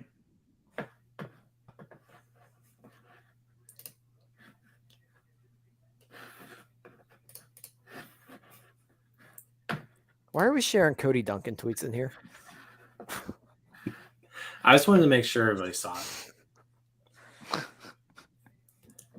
He's not going to see the bigs by age 20. Even if he, okay. I don't think you're trading them right now. I don't think this has already. The guy hasn't even signed, and you're not preparing for him to be in the big leagues at 20. So therefore, you're making a trade today. Yeah, I don't think this pick has anything to do with the organization's thoughts on Nick Gonzalez or Live or Peguero. Tyler said we need things to talk about. So, I mean, by saying that, you're basically saying that whenever they drafted Nick Gonzalez, they were planning on trading O'Neal Cruz.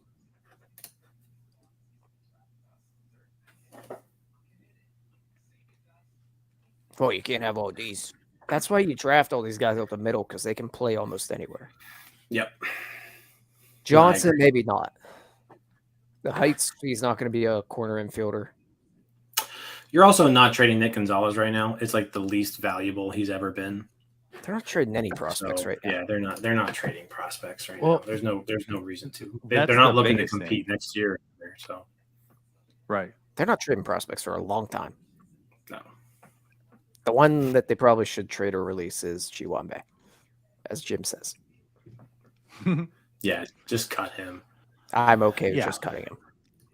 But I'm not going to say. I mean, I guess the term prospect. Like there'll be trades because of the 40-man issues. Like they're probably going to make some moves, but it's not like prospects. They're not trading. Like Piguero is going to be here for some time. He's safe. Cruz is safe. Gonzalez is safe. Like they're not going anywhere. Cruz Gonzalez has to make it there first. Right. But to Jim's point, you're also not trading him now because that's your lowest value. I mean, if you believe in him, which you drafted him, I'm sure you do, you're going to try to get the most out of him. I know a lot of it's due to injuries, but yeah. And like, what are you trading a prospect for right now? Another prospect? How often does that happen? Just swap prospects? Because it ain't a major leaguer. Yeah, it doesn't happen. They don't trade prospects of that caliber for another prospect. No. Like the closest, and it was a barely prospect, like Zach Gallen and Jazz Chisholm. I think Zach Gallen had like maybe 50 innings at the time of that trade. Something like that. That might be like the closest we've seen. Closest to like a swap. Jordan Luplow for Eric Gonzalez and Tanaj Thomas. What are your thoughts Talk here? about some So non-prospects. So let's do a little guessing here. So the Angels picker is in. It's Cooper. I'm still on the Detroit pick. Oh, I don't even know what the Detroit pick is. Shit. But Angels are did that picking. happen? Yeah, where was the Detroit pick? It's still on my screen. This pick is in. Well, the Angels just picked Cooper Yerby. I think that's how you pronounce it. Ranked 34th on Pipeline. Left-handed pitcher. All these of pitchers are Oregon State. Yeah. All these pitchers But, I mean, of course, reaches. the Angels selecting a pitcher is like the least shocking thing. The Angels not doing anything well is the least shocking And that thing. too. Yeah, I don't know if I My missed boy the Andrew Tigers Heaney, by the way, pick. too. I'm still No, upset about that. I'm not seeing a Tigers pick anywhere.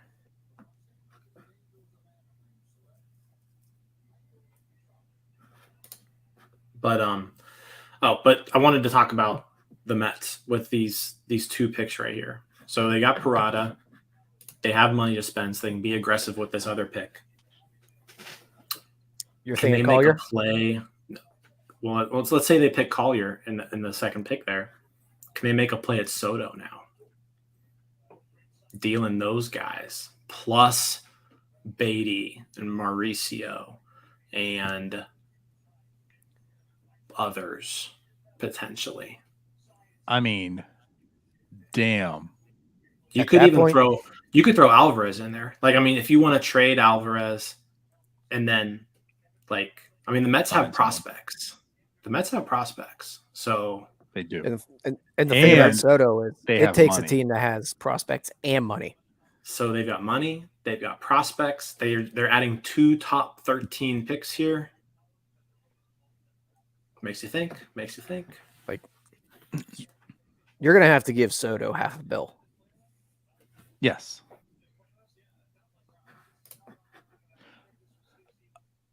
The one thing I wonder,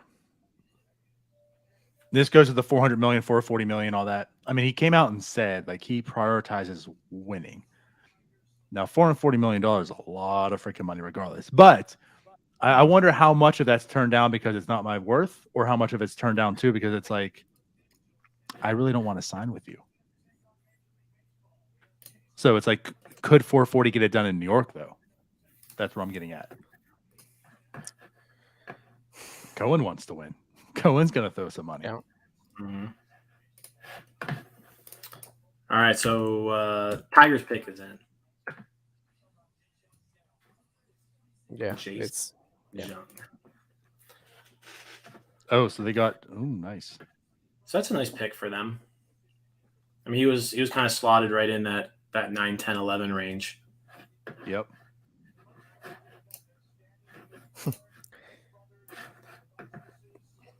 per Jake Krause. Johnson is very close with Bubba. Oh, there we go. Really?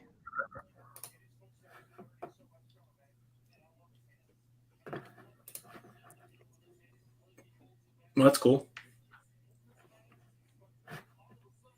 They'll probably. I mean, Well, you got to think Johnson starts in the complex league here, and so next year, he'll have his first season of like full season ball in Bradenton. So Bubba realistically is probably a year ahead of him developmental wise, but it'd be kind of cool to see them together. I think you probably do see them together sooner than later, just because Bubba's going to be slower with pitching and hitting. Another That's a fair good point. point. I mean, he just moved to Bradenton this week, so this past You week. probably see Johnson and Bradenton hopefully relatively soon, within the first month or two next year, depending on when he signs and when they can get him to the complex league.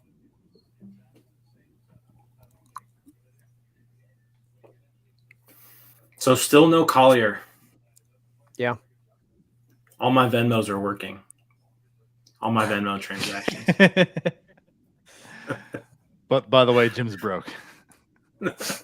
I have no more money left, all because I want Collier to come to Louisville. What a loser.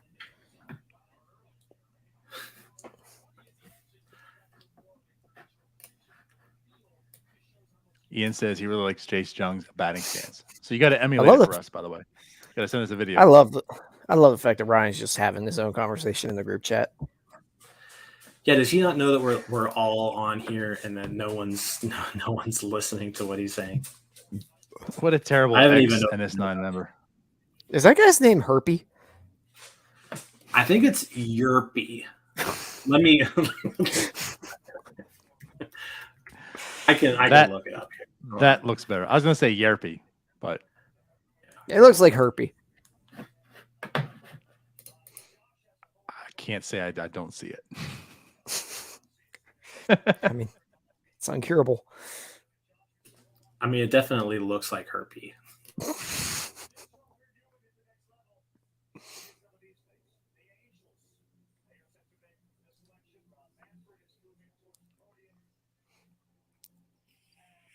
All right, it's Jerpy, you guys. Cooper Jerpy. Oh, okay. I don't care. His name is now Herpy. I'm sure he's never Cooper gotten that before. Jerpy. So the H is silent. Huh? Zach, Silent. the Angels go with Neto. Oh, well, then that guy was wrong. Wait, Joe Doyle was wrong. Hold on. Yeah, he was I wrong. gotta update It's Neto. my ticker. Yeah. Screw Okay. you. Did you get duped by a fake account? I know there's a blue check mark next to it. There's a Damn blue it, check Jim. mark. Is it a blue check mark or is it an emoji? It could be an emoji. Who knows? There we go. Zach Neto. So he goes kind of right where he was slotted. Nope, he said he dropped the ball.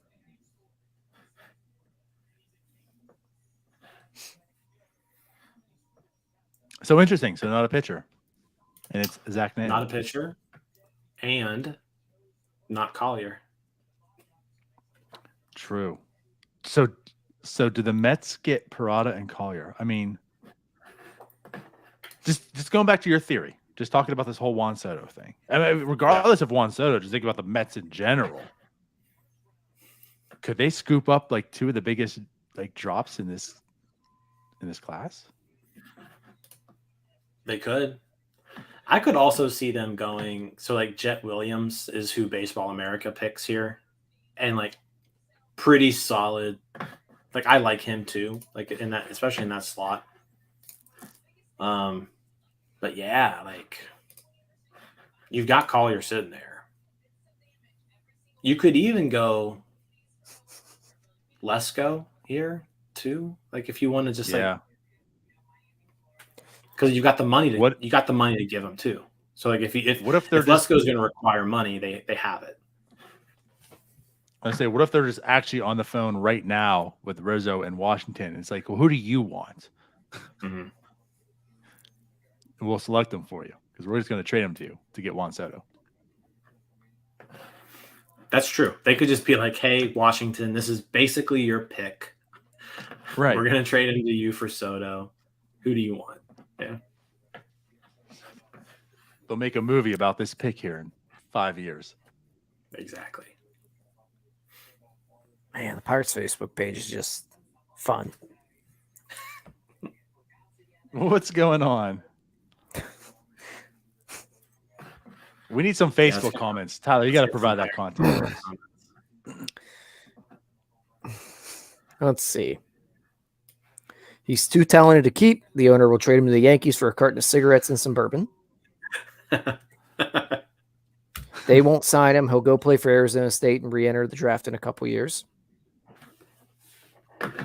He's going to be an amazing Yankee one day. Oh, awesome. He will be the 14th shortstop on the roster. Nice. That's a good one. We need pitching. Why shortstop? there it is. Yeah, there it is. There we go. That's what we were wanting. So when do the Yankees get him? Question mark, question mark, question mark, question mark, question mark. Suckos. That's an original take. That's great.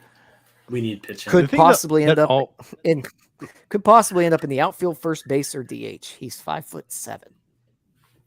But like for real though, let's just imagine like the people who are like, we need pitching. Like the top pitcher available would have been the number 12 ranked prospect.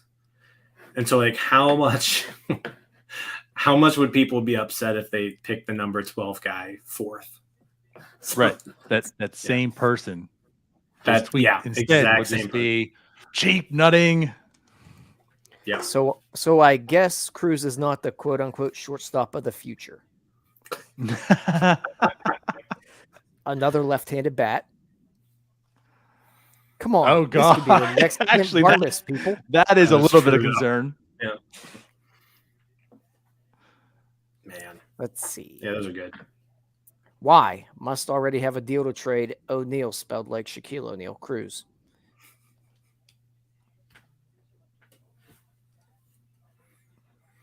Yeah, for sure, Adam. Pirates Facebook is definitely way more elite than Pirates Twitter. Oh, yeah. If you're looking for this type of comments. He'll be on the trading block next week for younger talent. Younger talent. They're like, why wait until he turns 40 and draft his son in 20 years? Let's just draft his son today. We're trading you for the race to your future child.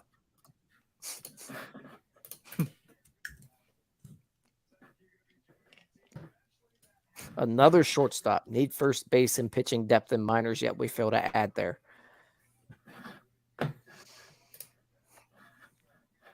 Drew Jones. Here we go. Ready for this one? Nick Gonzalez, Hoy Park, Diego Castillo, Marcano. I'm not trying to pronounce his first name.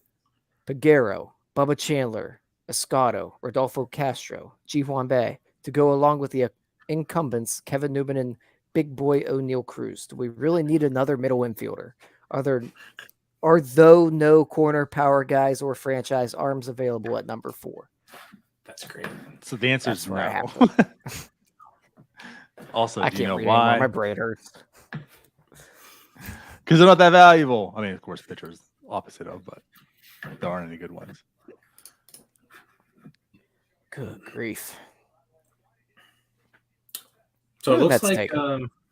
but it looks like Holiday and Drew Jones both 8 mil. both 8 million and up. Yeah, which is right around slot for both those guys. So you would assume Johnson might actually he should come in maybe a hair under. I don't think too much under, but maybe I'm like going to ask you guys this question. Comes from Anthony. So he asks, which would you rather, Henry Davis and Termarr Johnson or Marcelo Mayer and Kevin Parada? Henry Davis and Termarr Johnson. Yeah, I like Henry Davis a lot more than Parada. We know you do. I'm muting you again. Like Tyler. now I like Marcelo Mayer a lot. I don't really like Marcelo Mayer that much. Well, we know that. I do. I think he's. You would have traded Brian Reynolds for Marcelo Mayer 1-for-1. Actually, can we talk about that? Can we put Jim on blast right now? I said I would have thought about it. That's dumb enough. No, I would think about it. I don't think you're going to get anything. I don't think you're going to get any offer better than that from anybody. Well, then I don't want to make that trade ever. That's what I said. What I said was You don't also trade. said you just said I would think about it. If the goal, if it was already, I said if the decision was made to trade Brian Reynolds, that's probably the best offer you're getting. So I get a guy that I hope is as good as Brian Reynolds, with only maybe like 2 more years of control than Brian Reynolds has right now. Huh? Brian Reynolds is still under control for a long time. Yeah. Not that long. Pretty long. 3 more Not years that after long. this. Yeah. 3.5. After this year, 3 more. This half doesn't count. 3.5. No one cares. Right. So I'm you have just Reynolds saying. for 3 years. Yeah, Yeah. we got him for 3 more years. It's And you've Right. got Marcelo Meyer for like 8. But I was gonna say, yeah, and his doesn't How even many of start those are until in the like major 2 more leagues? years. Yeah, but- 7 basically. Yeah, you would Because hope 6. they'll manipulate it to be basically 7. And you have to pray that he's as good as Brian Reynolds. And that's where I'm at. He's just, to me, he's just too. He's too low. I Again, said it. If we're he going was a 1 for 1, double A, I need a Wander Franco type of person. you need to know that he's ready. Yeah. And he's going to be good if you're going 1 for 1, because there's nothing to mitigate the risk. If he busts, that's one of the worst trades in history. I basically need Okay. Wander Franco. Marcelo Not Meyer's right not now. busting. I think he's going to bust. Do you want to bet? Yes. How much? It depends on what we consider a bust. Pick what you pick it. Pick what you mean. Like, what do you consider a bust? Less than 15 career WAR. I could probably take that. Are we going to like make good on this bet in like 20 years? Sure. I was just going to say, I mean, Yeah. first off, can we just stop this anyways? Because this is a pointless bet, because Tyler's not going to be on this planet in that Like, time frame. You're going to take it out Tyler of will my be estate? deceased by the time this trade, this bet's done with. Do I need to leave that in my will? Yes. You need to leave $15 in a little box. So this goes for Jim if Marcelo Meyer does not equal 15 more. And then we got to deal with which and are we doing websites. right? Good Lord. So it looks like Kumar Rocker are about $2 million under slot for the Rangers. By What the was way, slot for them? like 7 million. 7.6. Yeah, What was their entire draft pool? like 9 something. So they, Yeah, I think it they was still don't have 9.6. much room to work with. Yeah, but like They that, got, they like, 3 needed million. that. They needed that though to, like they needed a below slot pick there if they wanted know, to but make you- it anyways. But like, I think back to last year with the Pirates where it was like, oh, we still got like 10 million to play with. Yeah, Right. yeah. The Pirates had a lot. Yeah, of my money bad. I meant 4 last year. million they got to play with. Well, if those three are Yeah, already like done, Ian says, I agree. you I mean, hope 5.5 million for Rocker. The thing that just stinks is because they're so low on funds. But like, if any other team, like you're spending 5.5 on Rocker, I'll take that risk. Oh man, it's totally worth the risk. $5.5 Mm-hmm. million is nothing to the Rangers. They're paying Corey Seager like $280 billion over the next 20 years. So I get it, but at that point, don't you just go Parada, maybe the best, maybe the second best college hitter in the draft? unless they just really liked Rocker, Yeah, I guess. I mean, And they probably his- saw him a ton last year. I mean, 'cause I'm sure they scouted Jack Yeah. Leiter a ton, so I'm sure they also saw Rocker. Hell, a ton they last probably year. scouted Rocker a lot last year too. Yeah. So I mean, they must have just really liked him. Right. Yep. I would say, yeah. I mean, of course, it's a no-brainer because I mean, Steve Cohen even told you. Yeah. Dylan Lesko goes to the Padres at 15th. So Oh, let's yeah, I go got an update. finally off the board. Does Collier come to the Buckeye State and leave Kentucky?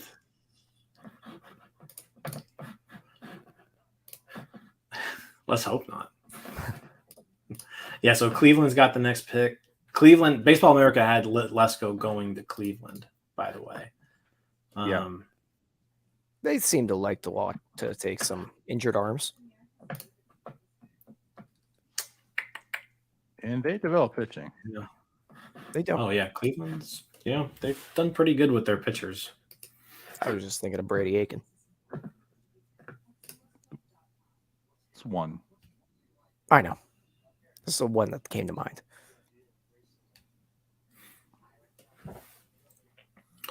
Andrew Filipponi just tweeted.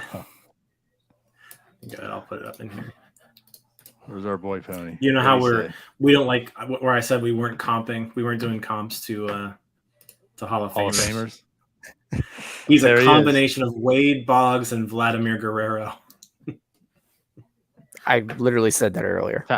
Tyler, yeah, that's what I he know, said. But I know. He wasn't the first person to say that. we also literally And said it wasn't a yeah. combination. He makes the thing is he makes it sound worse than they really said. Yeah. They said two traits.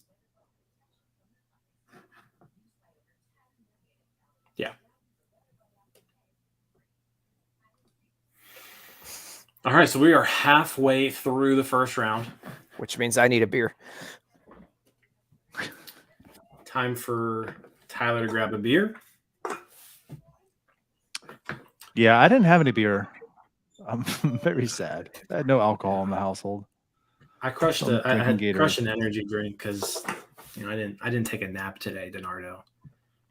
I didn't even sleep Even in. these I woke up at a dumb normal naps. time and I didn't take a nap. So Imagine not being up at 5 a.m. today. yeah, I wasn't. So we're at pick 16. Only 20 more Pick to go. 16, Cleveland. Collier still on the board. What if he falls to 36? What if they somehow end up with both Termarr Johnson and Cam Collier? Like, I don't want to go out there and say I can't see a scenario of that happening, right? But you got to figure he's talented. And there's already 3 pitchers taken. So guys, teams that were probably like getting ready to take a pitcher and he's still available, I just can't see him dropping all that way. Yeah. But that would be dope.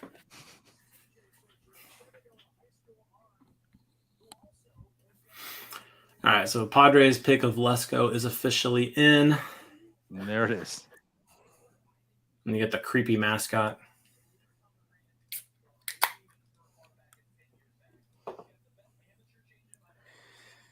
I mean, not a bad pick by the Padres. You That's good. You probably got a top 10 player in this draft at 15. They can also use Lesko as trade bait for Soto if they want. Is that what we're going to do with every pick for the That's rest what of we're this time? gonna do. Well, at least the teams they're connected to him a little bit, so they're a team who could do it. Was it Heyman, that article? I think I sent you guys too, about the Padres trying to get him so they could pair Soto and Tatis Jr. Holy hell. That'd be awesome. And Machado. That'd be What if you had Machado, Tatis, And their entire and Soto? rotation. Yeah. talk That's about scary. you want to talk about fun teams. I mean, to have one Somehow Soto, they still aren't that Tatis, good. they'll be good then. We said Tatis that last hasn't year. played. Too. Well, Tatis hasn't played yet. Yeah, but we said it last year too. It's because the rotation actually kind of sucks. And it shouldn't. They acquired basically every pitcher. Right, but they all kind of turned to pumpkins, except for the one that our gave up boy nothing Joe for. Musgrove. Yeah, we'll give you a reliever if you give us Joe Musgrove. Okay. Hey, this is a positive Ben Sherrington show tonight. It's the draft. All right. This is a one night a year he gets to be complimented. Come on, man. He gets 3. I guess. So We'll see how the next few days go. Padres in on every good player. The Guardians are linked to DeLauder here and Jerpy. No, Herpy didn't get picked yet. Imagine your team having Rendon, Soto, and Trey Turner. Yeah, how about Max Scherzer too? Yeah, and Scherzer. And Strasburg. Good Strasburg. Yeah. Also bad Strasburg, but good Strasburg was there too.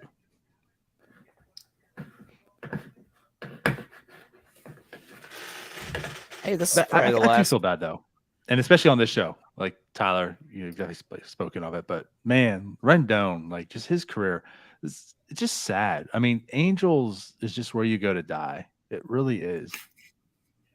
Yeah, and he's had one of the most underrated careers. Yes, Probably the last couple decades. So good.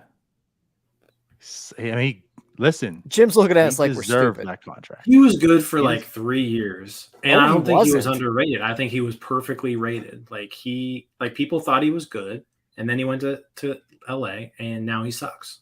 Like he's garbage, trash. Did he even get selected to an All-Star game? Not with the Angels. I don't I'm think just saying ever. No, ever. well, he had over the Nationals. I don't think he did. Well, there's a way we can look this up. Yeah, I don't. He want to, did. though. 2019. Okay, cool. Was it just one? One. But he was he finished that's a crime. He's finished in the top 10 in MVP voting 5 times. Right. Yeah. Does anybody talk about that? No. Because they don't need to. All right, here's your boy getting picked by Cleveland. Chase DeLauder. It's a guy that the Pirates were linked to a good bit at some point. He kind of fell down the board, but like Jim doesn't like him. Small school bat. No. Would have liked him to fall down to 36, but oh well. Yeah, so I mean, he goes kind of right where he was supposed to, though. I mean, Fangraphs has him 21st, Pipeline has him 18th, Baseball America has him 19th. So kind of right in line there. Now we've got Philadelphia. Philadelphia Boo. on the clock. Boo the Phillies. Boo the Phillies. And boo Adam all the fans. Kornberg. If Adam Kornberg is still in here, boo the Phillies. Wawa sucks. Sheets is better. No And comment. Permanis is better than cheesesteaks. Carl Crawford, Especially that one I saw being held up the other day by Dr. Oz. that cheesesteak looked terrible, by the way. Crawford's probably off the board here.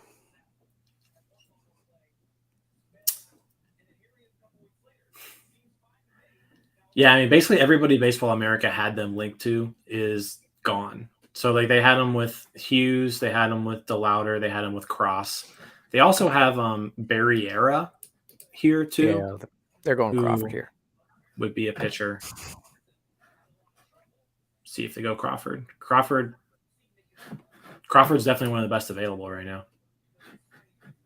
Yeah, they're going Crawford. Especially since Collier probably has a deal already in place for the Pirates at 36. Do you think that's happening?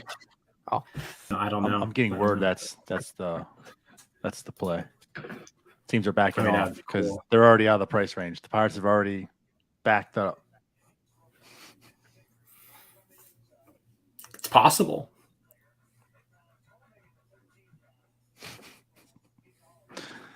I mean, that would be amazing. Or just let him. I mean, it's also possible that nobody picks him and he goes to Louisville. Shut I'd be up, good Jim. with that. Let yeah, us mute Crawford's again. going here.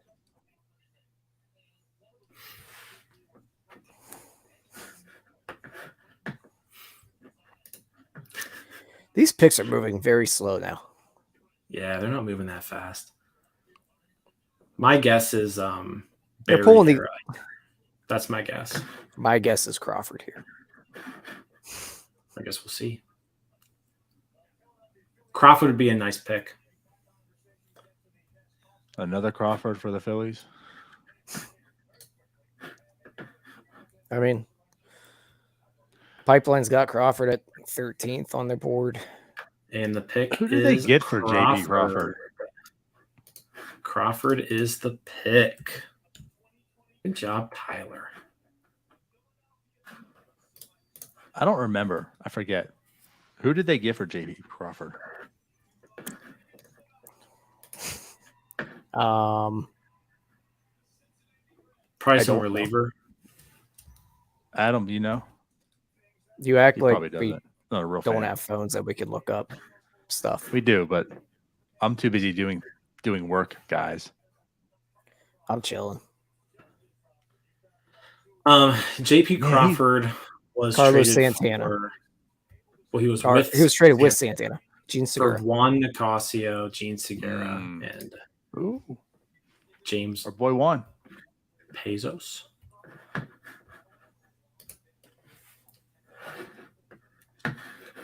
All right. So we are past Philly. Look at me breaking news out here. So pretty much like the top, like it's been pretty chalk as far as like the top 15 guys are pretty much all off the board. Cole Young is probably a guy who's soon from North Allegheny. Yeah. He's kind of right in this range. Daniel Susak hasn't been picked yet. He's probably the best catcher in the draft, like as far as catchers who are going to stick at catcher. So, I mean, those are guys that are still there. And then obviously Collier as well. What a fall. Right. I mean, everything that you read, Collier was like Collier was going to be a top 10 pick. Yeah. So I think just with the way just that like his dad. Holy hell. Yeah, once you fall to a certain point, it's hard to take him. right. Because I think what happened was like he was linked to the Pirates, and he was linked to the Cubs, but then the Pirates had Johnson fall to him. The Cubs had some people fall to them as well. No, They the had Cubs lawsuits just- fall to no, them. the The Cubs Cubs- went cheap. Yeah, but then the Cubs decided to like pick the 25th pitcher available. So yeah, I don't know what's going on there. It's interesting because like he has tons of potential. I mean, he's 17. He's already played a year of JUCO. He's played in the Cape Cod League, and he didn't mash in the Cape Cod League, but he held his own against guys 17. 3 years older than him. You know, so yeah, I mean, he's a talented guy. My guess is that he wants to get paid. That's probably what's going on here. Is he wants to get paid, and teams. Like we already saw Texas went below slot, Cubs went below slot. Like all these guys are saving money with these picks. And now you're in the territory where these teams, like Cincinnati's probably a good landing spot. Cincinnati has money. So I could see Cincinnati here in this pick. Cincinnati's got almost $11 million to spend. Yeah, but they're also what? I think I see them ranked like 18th. Right. So this bonus pool. pick right here, no, the Reds have like the number. They're higher up there in the bonus pool because they've got the 18th pick, and they've got the 32nd pick. Maybe it's just the 18th, 32nd. I could have just looked at the wrong thing. I think I looked incorrectly. But So Matthew says, so maybe the Braves, since they got that extra slot money with the KC trade. Braves do have that extra money. Yeah, I mean, he's fallen. The Braves have less money than the Reds, though. The Reds have the most money out of anybody in this like second half of the draft, I think. Yeah, like by far. And that makes sense. Yeah, you're right. The Reds do have almost 11. So like that's a potential spot. And Joe the Braves, Doyle, who just Braves messed as well. up Joe Doyle messed up the Jerpy pick, but he's saying it looks like the Reds will follow their model and select Cam Collier here. Ooh, there you Don't go. know if that. Don't know. So if I'm that gonna means wait it's gonna before I happen, put it on the board.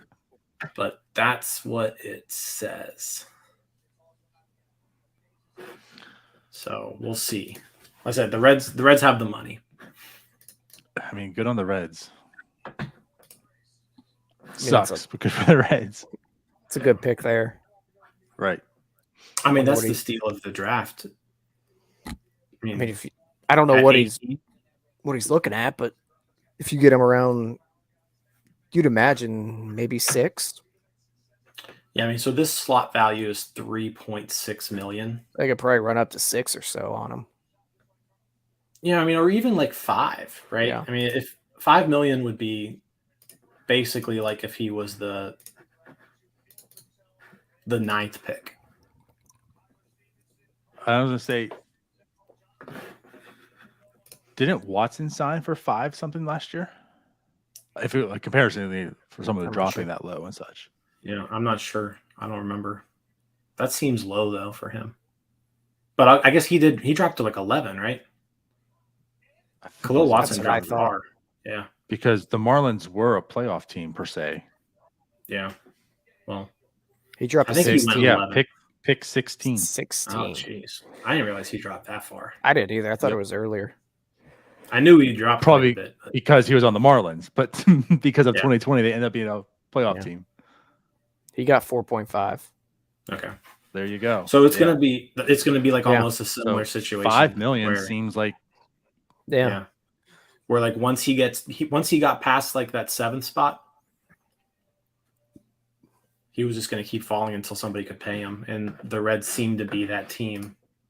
And if not, then probably the Braves. Because the Braves are right behind them with 10.2. Yeah.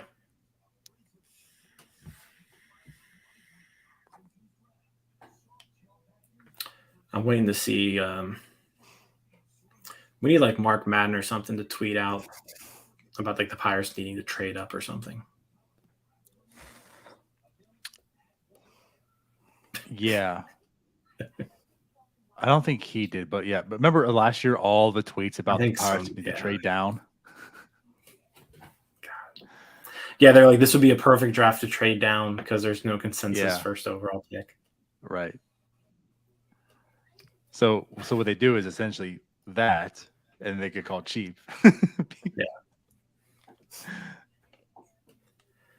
All right, come on. Let's get this pick in.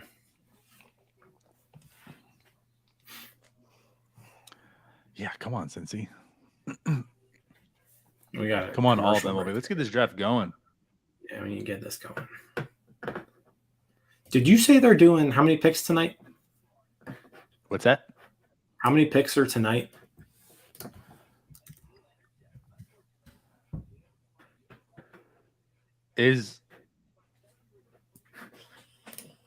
I don't know. Is it just like the first 30? Are they doing all the others tonight too? No, the Pirates pick tonight at 36. So Yeah. So it is the rest of those. Okay. we've had this talk before. Yeah. So, well, I'm saying I assumed it, but like when he asked, and now I'm on MLB's tracker, it only has page 1 through 30. So then it had me thinking. But yeah, like we're not even halfway over. So have fun, guys. Well, we're Yeah. halfway over. Yeah, I mean, if they're not doing We're 3/4 of the way over. We're going on an intermission on pick 30 or on pick 20. Got to go get a hot and ready. Hey, I Yeah, we asked could about do, that earlier. I was told we weren't getting an intermission. we don't need an intermission. We just I guess won't we- be here. We do get like 4 days We're just off. gonna walk away for a little bit, and we'll return when we feel like it. We get 3 days off. No intermission. We don't need that. We can just keep going through. I will say this is the last episode probably that I'll be in this location. Yeah, how about that? Congratulations, Tyler, closing on a home. I will be somewhere else next time. Yeah. Hopefully Shout with a out. better setup. Cam Collier to the Reds. Official. Yeah. Good pick. I mean, that's the steal of the draft.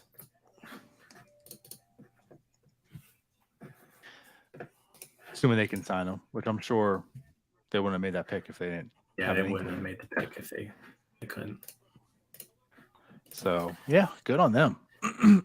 Yeah, Slot's that's valued at that's about as- 3.66. That's as good as they probably could have done there. I mean, could So you then imagine you going look- this draft at pick 18? Think you're going to get him? Yeah.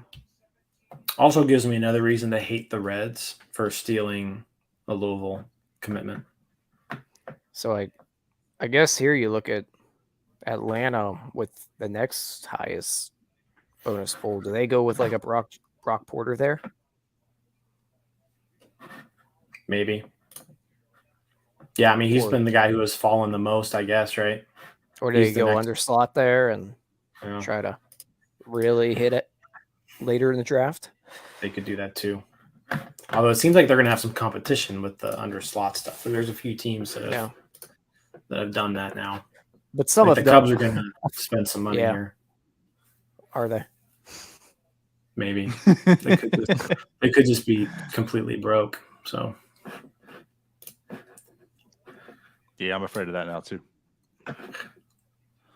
He's going to haunt the Pirates for 20 years. I'll be dead then. Who cares? It's like good on them. Yeah, but you'll have some money coming to your estate from Jim. True. So we got Oakland here. Oakland was projected to pick Cole Young. So That does Yeah, seem look- like an Oakland pick. we got some local ties. Rooted in North Oakland. A. Fi- So we'll see. Only 8.3 million in their bonus pool. Oh, I close it out. It'd be pretty. I mean, there's been a lot of chatter. The Pirates have been scouting Cole Young too. So I mean, if, I would hope so. He's in their backyard. if he could somehow Right. fall to 36, like that would be pretty cool. Like, imagine being the scout they have. It's like, hey, just go take Cole Young. Right. Sweet. Yeah. Just walk there. Yeah. Anyways, A's are at 8.3 mil. Yeah. Which puts them at 17th. Yeah. So I guess right now, best available, Susak's still there, Yep. Porter, and then Cole Young. Those are kind of the top three, according to Baseball America. Oakland's also been known to do some crazy things in the draft. It's Oakland. Yeah, it is Oakland. You never know what they're going to do. Like when the Pirates took Cole They- Tucker, the rumor was that Oakland was going to take him if they didn't. Yeah. They also took a quarterback. True. Yeah. That Yeah, is they- true. They drafted Kyler Murray. Right. It's like, oh, I'm going to the NFL, guys. Awesome. How about a Heck. top 10 pick in the MLB?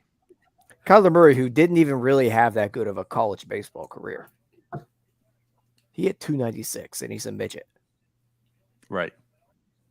And Like, at was least the projected Rangers already drafted in the him like Heisman. round 30 to just be a part of that organization. Kind of like a Russell Wilson thing.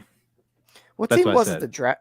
Wasn't there a team that drafted Johnny Manziel in like the late 40s? Johnny Manziel was drafted by who drafted Manziel?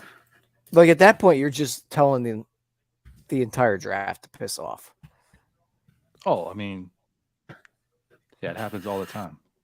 Padres drafted Johnny Manziel in the. We don't want to 28th be here anymore. We're going to take a quarterback that's never played baseball. Yeah. We're bored. You could, well, yeah, it's Russell Wilson. He was drafted because he's a model citizen and stand-up guy. Well, like, and Russell they're gonna Wilson bring him in an was, like- organization. He was a baseball player at least. I think Russell Wilson was like a legit pick. Like he even signed. Yeah, it was. If He played during the It was like- offseason. Yeah. it's a decent publicity stunt, I guess. Yeah, I mean he would go to spring Yeah. training. That was about it. But He did sign. Like, Remember Johnny that Manziel publicity was stunt when the stupid. Mets signed Tim Tebow? Yeah, and then just like promoted him to every level. And I can't believe they didn't just call him up to the majors one year when they sucked. They Like took they Susak. got him to AAA, but they went Susak.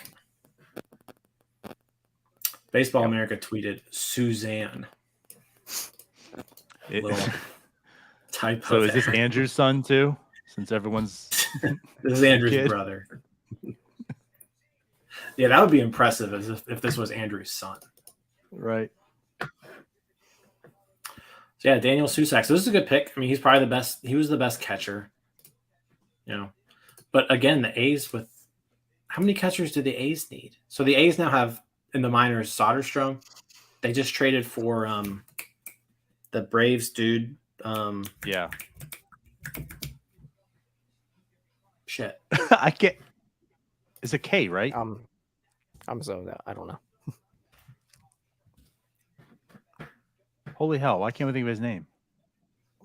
Shea Langoliers. So Langley. Soderstrom, Langoliers, and now Susak. I'm pretty sure their top 3 prospects are catchers. Moneyball. It's the new They're way. doing the exact Hey, opposite guys, of the Pirates. listen. Yeah. Listen, robo umps are coming in. Draft all the catchers. That's true. Like, what It are makes they all doing? the sense. Like literally, they've got 3 catchers now. Right. I mean, I guess you can trade What them. are they You can up always to? trade them. The Padres used are they theirs up to to? trade. The Dodgers traded. So I mean, I guess they're trade chips. I guess it's good value. Yeah. Maybe that's. Yeah. I mean, he was number 12 on Pipeline. He was number. He doesn't have a good face.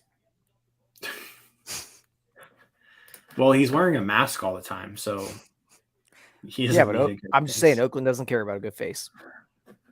Vegas might though. Yeah, I think so. I think Soderstrom's kind of more of a first baseman, but I think he's still technically catching. I think what this actually does is this draft today seals up that they're looking to trade Soderstrom. Maybe Oakland Because- is loading up on catchers to trade for Soto.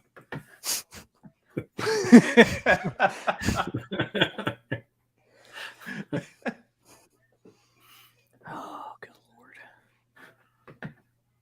Yeah, so he's been basically splitting his time between catcher and first base this year. Tyler Soderstrom has.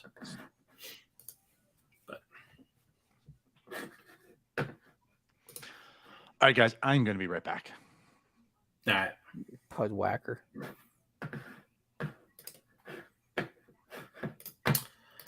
All right, so what we got next here? So that was the A's. So So we got Braves. the Braves here. So and they've got money. Ooh.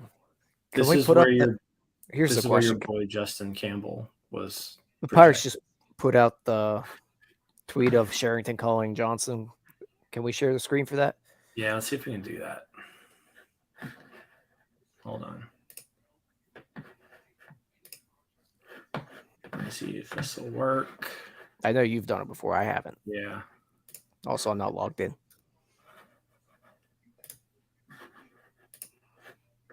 All right.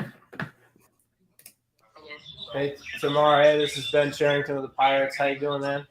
I'm doing great, Ben. How you doing? I'm great. Hey, we are thrilled, excited to draft you.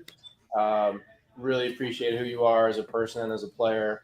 Can't wait to work with you. You're going to look very good in black and gold. And I feel good now. all right, man. I'm going to pass you around the room a little bit. We got some other folks who want to say hi. After we're done, just make sure you enjoy the rest of the night, okay? All right, sounds great. Congrats, man. Congrats to you and the family. I'm fired up. We're all fired up. And you guys dressed up pretty good tonight. Whole family's looking good. So go enjoy it, all right? Thank you so much, Cam. We'll be talking to you Appreciate soon. you for the opportunity. Yes, sir. All right. I need more of that draft content from every league. Yeah. No, that's pretty cool. I mean, they've done a pretty good job with their videos. And did you see the video they sent out? I mean, we got some time, I guess, to kind of use right now. We could do some more of these. But they tweeted out like the update on last year's draft picks? I did not. Let's go ahead.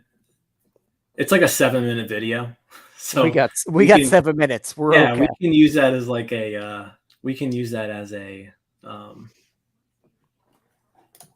we can use it as like a way to take a little bit of a break on our part. And, here we go. All right, guys, enjoy. We're gonna take like a 6-minute and 52 break, but watch this video. Very well done video.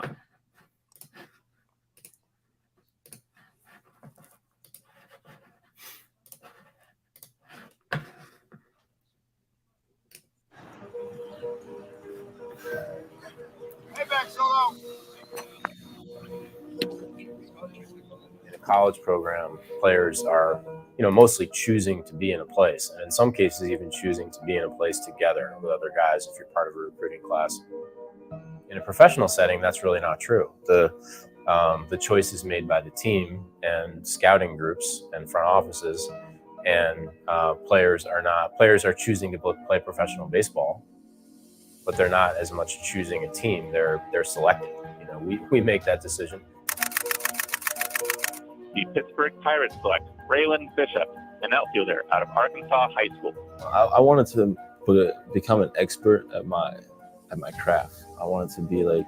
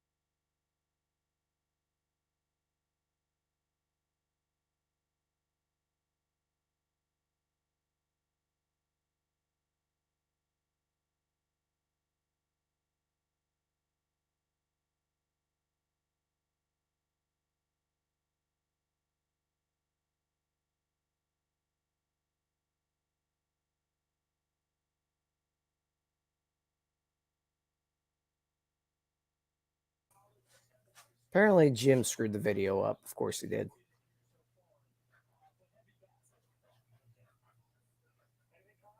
Out here hitting the pause button and stuff.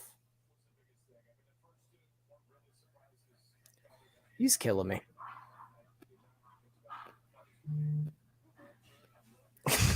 Jim did not pay the Comcast bill. I get up to go to the bathroom for 1 minute and Jim screws it up. That's why we can't have nice things around here. So I guess I'll just cover till everyone gets back here. Atlanta's on the clock. Could go Brock Porter here. 10.2 in their bonus pool, so they also could go under slot here. But who knows? We shall see.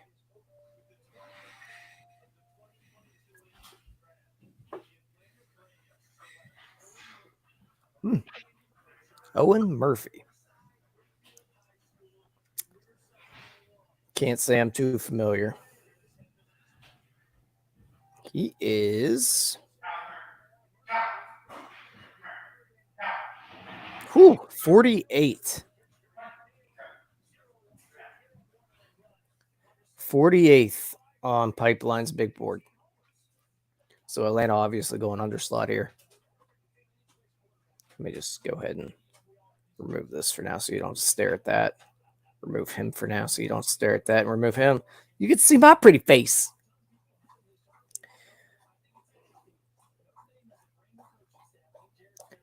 I don't hate it. It's good value there according to most websites. I mean, Pipeline's got him at 13. I think he's top 20 everywhere. It seems like a lot of the concern is going to be power related. He doesn't seem to have much of it, but that'll hopefully come. Carl Crawford has a good bit of pop in his bat. Good athlete. I mean, good pedigree. It's probably about where he would have went. It's not a bad pick, I don't think. And I think the Phillies already have a deal with him, so he might be under slot from what I've heard. So, I mean, it's not a bad pick, I don't think. Jim's back. Good to see. Your What's up? play, it hit pause. I wonder if when I took my my AirPods out, it hit pause. You could have just muted yourself. I was just talking to Adam about Crawford because I walked back into a paused video and nothing. Well, that's nice. So do we want to put you back on for a minute? Yeah, we can go ahead and play it. Okay, I'll add it back. All right. And then I'll remove us again. Like a professional, I just want to like just specifically work on what I need to do to get to where I want to be, because like there was only one goal that I wanted in life, and that was to make it to the bigs. The Pittsburgh Pirates select Lonnie White Jr., an outfielder from Malvern Prep. Didn't really come down to like the money or anything like that. It came down to what I wanted to do, and I kind of just like followed my heart. I felt like baseball just always been my true love, I guess, and I really enjoyed playing. The Pittsburgh Pirates select Bubba Chandler, a right-handed pitcher from North Oconee High School.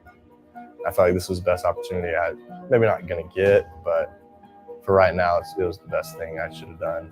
And I'm glad I did it. I miss Clemson every day. I mean, I built some friendships and relationships up there that will last a lifetime. But baseball was my first love, so I have to stick with it. My life's pretty much the same. I mean, it's just like cool. Especially when I go home now, where I go, a lot of people that didn't talk to me before kind of talk to me now, saying, hey, we're proud of you and all that. But I'm not going to say I'm famous, but got a little fame to my name now, so that's pretty cool. Really, I just call myself a professional baseball player, which has been a dream come true. You have to see it. I mean, it is a job, but like you have to see it like that as well, even though it's a child's game. We come here for a few hours of the day, and then the rest of the day you just have to recover from the day and get ready for tomorrow. First time I've really been away from home for that long, I guess. Being away for that long without seeing your family is it's tough. I'm used to playing baseball and not seeing my family for a few weeks and then coming home. But like now, I'll play and sometimes I don't even talk to them for 3 days. And I mean, like that's just a change that you have to go through. It's something that I knew I was signing up for.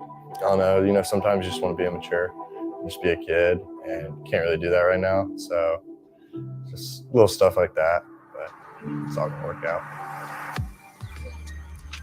So you're having this relationship that's really starting from scratch as the player comes into an organization, which is different than being recruited by a college program. And so we're just pouring a lot of energy into developing those relationships. And that includes amongst the players. Knowing your teammates makes it a lot easier because you don't have family here. So like being thousands of miles away from your family and then just coming home, you have like another family to go to, so like you can just still like think together and stuff. We are very close. Most of us came out of high school. You kind of just like stick together. Pretty much do everything together too. So we have like a really good bond, really good close friends. And there's a group of me, Owen, Ant, Anthony, AJ, Bubba, and Lonnie. And that's just like 6 or 7 of us that are always together. And I think it started because we were working out together. Like we all came in at the same time and it kind of clicked like we knew each other before like we got here. Yeah, we got a good group of guys who love to be around each other, and we got some young guys like me, and we got different high schoolers and everything. So we bonded well together, and we've just become a true family. They're going to be playing together, probably a lot of them for a long time. They're going to go through ups, they're going to go through downs, they're going to go through really fun times, difficult times, and so we want to see them start to develop that trust amongst the group because they'll rely on each other to get through those times. Anytime you're changing an environment, we can be distracted by a new environment. There's new people. I don't know that person's name. I don't know where to go for this. Giving players the opportunity to learn how to access those resources, that support, so that they can start to take advantage of that support in their game. So we want them going into their first full season as professionals, if you think about the following year, with a really clear understanding of, okay, I want to get better at this. I know who I can go to or need to go to get better at this.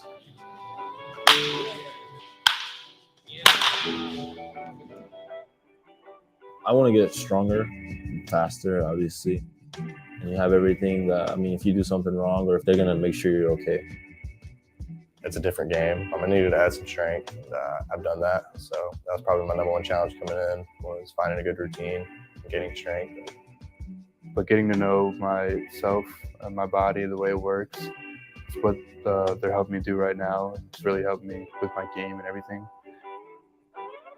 Every player here has a different area of focus that they've identified with the coaching staff based on our assessment with them of where their game is, where their strengths are.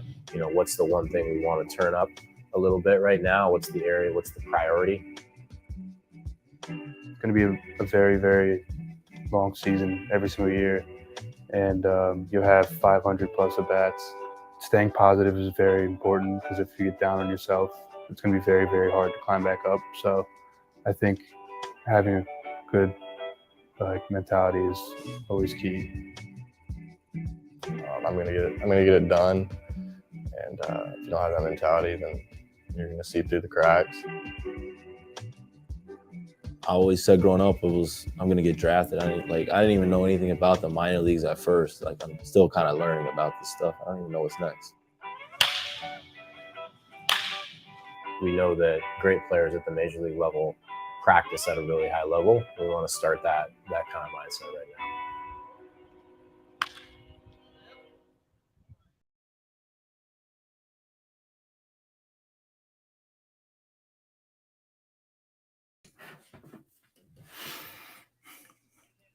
What's up? Welcome back.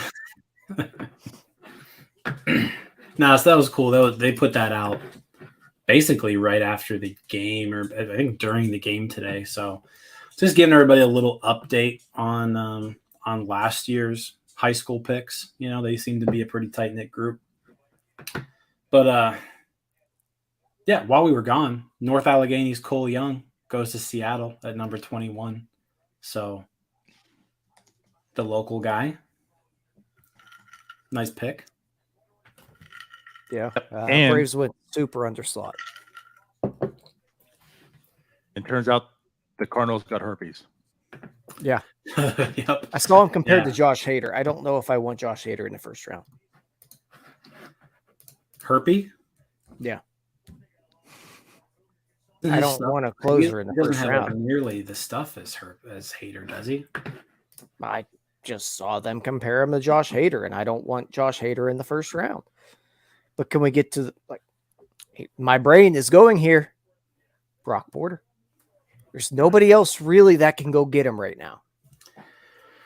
Yeah, The I mean, top high two school teams arm. already went at slot. Yeah, I mean, I guess you have. I mean, you If still have the the Pirates- Reds. You got the Reds. You got the Orioles. Like But the they Reds still, The Reds are already going over slot for Collier. the Orioles have a ton of money. They have $17 million. That's true. And they kind of So went about they- $500,000 under slot with the number one pick. Yeah. So I mean, if they got Holiday at 8, that means they still have $9 million to play with. But yeah, I mean, we'll see. The Orioles are going to be able to make a splash though with that pick at 30. Someone posted in here, if I could even find that comment by now, because it was before I went.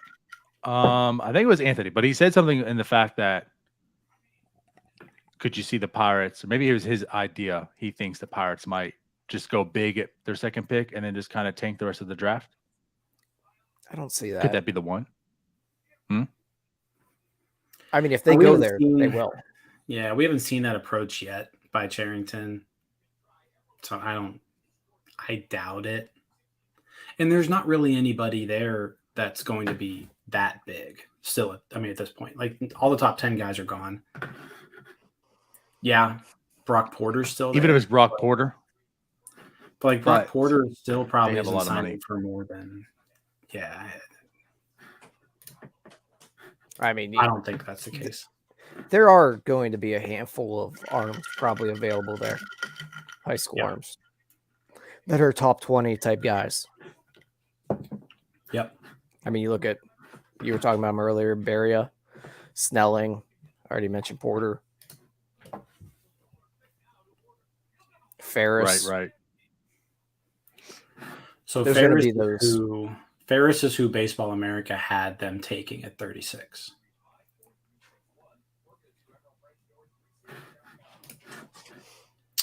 And I'm sure they scouted him. Yeah, so I'm sure they scouted him quite a bit because they would have been there Probably for Elijah Green. too. Yeah. And I mean, it's IMG. You're always going to scout. Yeah. I mean, they're right down the road from Bradenton. from Pirate City too. Yeah. From their backyard. That's actually probably more of a backyard pick than Cole Young would have been. Yeah. To be honest. Not lying. Yeah. What Is you that drinking, just straight Jim? from- Yeah, I was. Yeah, so I cracked open some Elijah Craig toasted barrel. He says he's not rich. It's delicious, by the way. How much that bottle on you? I highly recommend it. I'm sure you do. I don't know how much it costs. Wow, I understand. Don't That's look at how the rich price he tag, is. just buy it. That's how rich he is. Doesn't even know how much it costs. Doesn't matter. Swipe. You can buy it right now at Total Wine right down the street for $110. That's like 3 nights of my bar tab. But it's a whole bottle of bourbon. Yeah, but I'm gonna drink the whole bottle I was gonna say, and that's like a tenth of in a what he night. drinks. No, I'm not drinking all of this tonight. I'm not getting blackout drunk. I wouldn't get blackout drunk either, but that's a good starter. Tyler needs a little buzz. You got to drink the whole bottle. Like I said, he's not going to be on this earth. There in goes 20 one years. of the high school arms. Barriera. Yeah. Going to the Yeah. Blue Jays. We had a Blue Jays guy in this chat earlier. So I like that. Look at pick. He was linked to the Phillies a little bit with that early, like that. What was the Phillies? 17th, 18th, 17th? Yes, I think. He was linked to them. Yeah. Baseball America in their last mock draft had him going to the Reds at 32. So not bad. Right. Yeah. I mean, mock there because they probably figured they'd have to go over slot for him. Yeah. I mean, he was the number 17 guy on Baseball America. So that's a nice pick. Yeah. Pipeline's got him at 15, so He's basically the Give best some arms. one there left other than Brock Porter. Yeah, so Brock Porter's falling. Jim's drinking $110 bottle of bourbon. I'm drinking some bourbon. If we're looking realistically at like where Porter could fall to, I mean, he could go to Boston right here. But then Cincinnati's an option at 32, Baltimore at 33, Colorado at 31 also. Colorado's got a pretty big draft pool. Ian says, name me a duo more iconic than the A's in catching prospects. Sure, Ben Cherington and middle infielders. Yeah. That Or are Ben left-handed. Cherington and prospects who are Rule 5 eligible. There you go. Yeah. There's 3 just in the Pirates organizations. Or Derek Shelton and Josh Van Meter. There you go. All right, so we're pick 24 now. This is where Kumar Rocker was projected to go to Boston. He ends up going 3rd instead of 24th. For definitely the biggest surprise of the draft so far. Yeah, for sure. Yeah. I mean, there's been a few, but we haven't Kumar really Rocker seen... number 3 was not on the radar. Well, I mean, we even talked about like the pitching in general. There were 3 pitchers taken in the top 10. We did not see that coming at all. It was maybe 1. Yeah. All right. Who we got? I was going to take it back. Where was Owen Murphy? Like, where was he ranked? 48 according to Pipeline. Okay. Close enough. Yeah, I was going to say, there was, as far as being shocked, there wasn't like the huge underslot value, but I guess that's probably about the closest. Man, Fangraphs had Kumar Rocker 60th. I think They went Pipeline had him 3rd. like 28 or 38. I was like, somewhere around there. I don't think Fangraphs liked Kumar Rocker last year either, though. They were definitely like the furthest down on him, I think. He definitely comes with risk. That's for sure. So, Big thing. are He's gonna be a you like, reliever. are you drinking a $110 bottle of bourbon with Coke? I just did a little splash of Diet Dr. Pepper.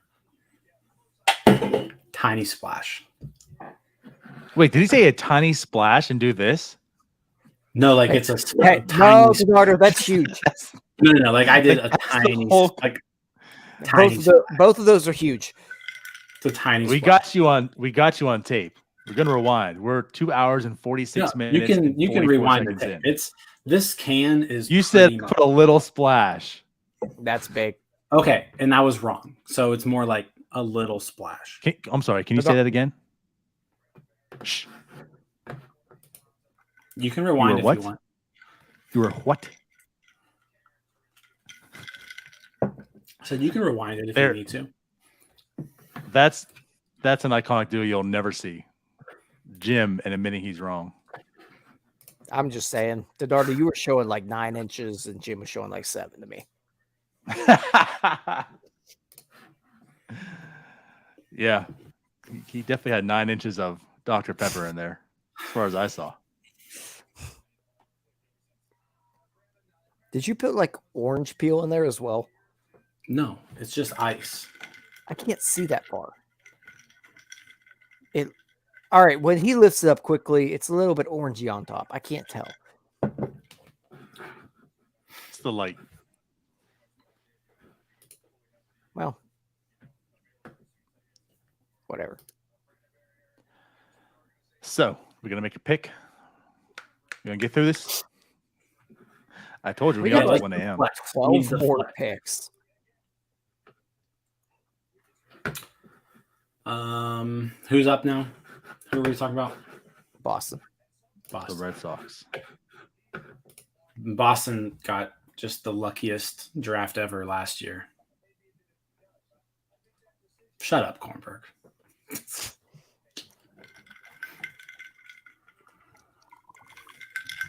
I'm still mad I don't have anything to drink. I'm just drinking saying. vodka, guys. I just put a splash of vodka in here. That's Hey, what I'm drinking. my local bar bought a bottle of Tito's and put my name on it because I drink so much of it there. I love Tito's. Little Tito's club soda and lime. Mikey That's my Romero. drink choice. That's a stretch pick. I don't know who that guy is. I just went okay, so Baseball America has him 54th.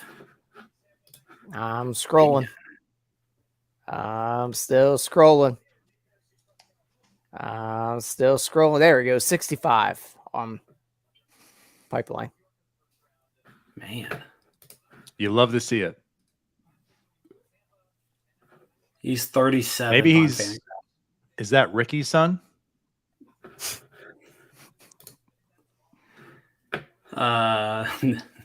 Probably not.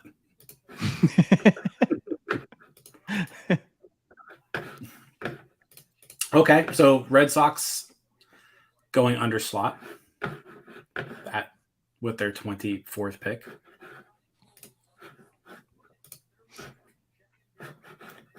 I mean, he's so far down that Fangraphs only wrote like 2 sentences on him. He went to this high school. The end. So they reached for a guy who Fangraph says not a lock to stay at shortstop due to middling range and actions. Does have more advanced hit tools. Says he fits near the comp round. Yeah. Okay. Pipeline's pretty much good contact skills. Has to add strength. Struggles with velocity.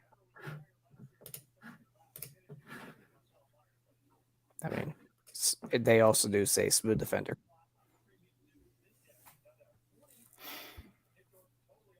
I know nothing about him. Baseball America seems to be pretty.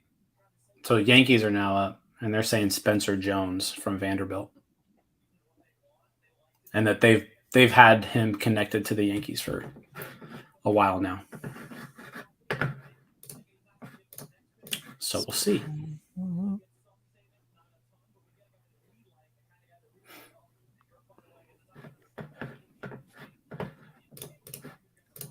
Where is Spencer Jones here? I know he's a little bit of everywhere from what I've seen. 43 on Some the people A. have him ranked. Yeah, but some have him ranked higher than others. Pipeline has him at 51. Baseball America has him at 49. So, so we'll see if that's the pick. But Kylie McDaniel apparently has him as one of the top 5 available. that is the pick. Spencer Jones. See? So Baseball America nailed that one. Hey, you can't. I mean, I don't think you can go wrong with a Vanderbilt player. Right. They're pretty good. I'm just glad they made that quickly. Yeah, that was quick. Yeah, let's go Chicago. Hopefully we can get things going here. So we'll have to play another video. Yeah. Well, I was going to say, this is starting to go quicker, but I'm like, well, really, I just walked away, came back. There's a video playing, so not really. Just haven't been doing much. We made an executive decision. Yeah, I noticed that. I said I came. The back original plan was gone. we were going to show Termarr Johnson getting drafted, and we did. And then Jim told me there was another video, so why not? We watched it. That's a good executive decision, by the way. Good job on you guys. I like it. Put me in Do charge. we want to show Termarr Jackson getting drafted? I've got that queued up. That was a mixture between Termarr Johnson and Tavares Jackson, but Termarr Johnson. I'll tell you what. Why don't we wait just a few more picks? Split it up a little bit here. All right. Didn't we already show it? No. We showed him getting the call. We showed him getting the call. Okay. But I got the actual pick queued up. Gotcha. If we need to do it.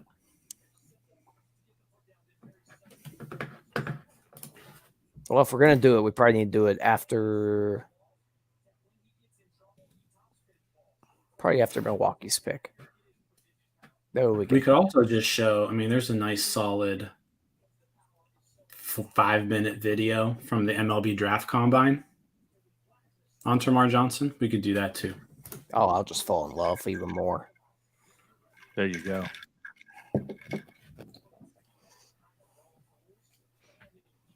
We'll play that at the end of the first round. How about that? We'll do the little draft video. Yeah, but I also kind of want to watch the Orioles pick because they might go Brock Porter. Oh, right. Well, then let's do it after Tampa Bay because San Fran's boring. I just feel like that's going to be the most boring pick in the world. So these are going quicker though. White Sox pick is in. Oh, no, moving now, boys. Noah Schultz, another reach, 51st on Baseball Americas. 49 on Pipeline.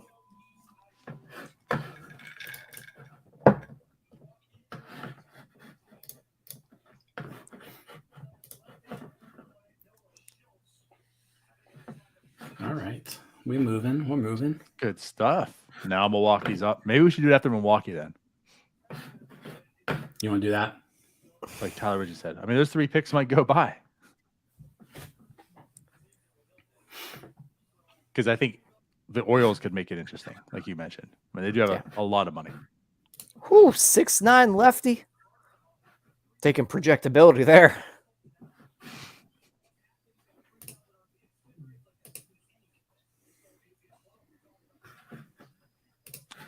Yeah. Nice. Could you hear any of that, by the way? Hear what? Okay, cool. You clicking? Yeah. Well, I was queuing up a video. Oh. No, I just heard you clicking. Okay.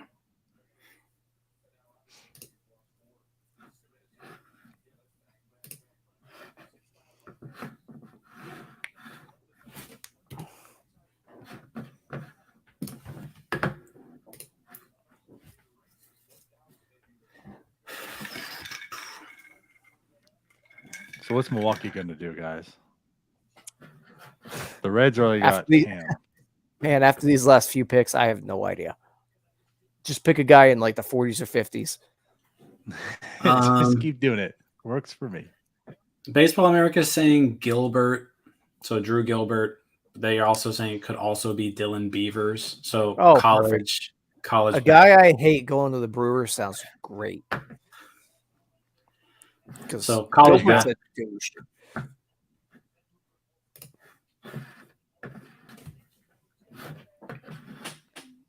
Drew Gilbert. You're not a big Drew Gilbert fan? No, I think he's a douchebag. Gilbert got hurt this year, right? No, he's the one that got tossed in the College World Series. That's right. And then made the stupid face. Mm. But like he had a down year. Like it wasn't a good year. No, I think he had a pretty good year. Oh, he had a down year. Pretty sure he had a pretty good year.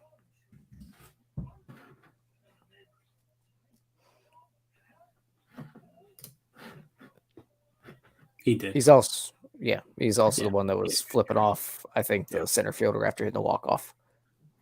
See, I like that. You're right. I actually like him. I remember a good amount of him too. No, I'd like to see him get drilled. Nah. So hopefully he doesn't go to Milwaukee. No, I want him to go to Milwaukee because I don't like him. I don't want him to go to Milwaukee because I do like him. No, I don't. I want him to get drilled. I want to get in beanball wars with him. I hope he goes to Houston or Tampa Bay, not Milwaukee. I hope he gets drilled every at bat because he's a little whiny baby. I actually don't care about the flipping off thing. Care more about making the little sad boy face after he got ejected for throwing the ump. He effing sucks. What if he did? He that's what he said. Yeah. And what if he did suck? It's fine. Don't make the little like shocked face. That's what really bugged me. He looked like a little baby. You're soft. No, he looked like a spoiled brat. I'm not soft because I would have been okay. I probably deserve that. But you then go back at the ump and tell him he sucks more.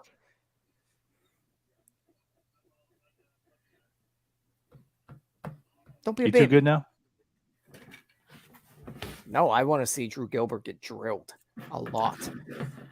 Yeah, I'm tired of being in the middle of this. I said what they just went like this on picks, and now they're in a commercial. Yeah. Well, commercial break. They got to hold them.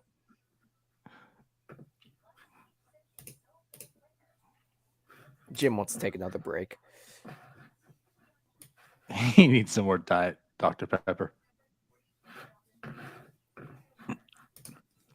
I've got a whole thing of Diet Dr. Pepper. Yeah. Just a little splash. All right, Jim, the Milwaukee, come six- on. Can we get this This pig in? six rack, We should have done the video here during the commercial.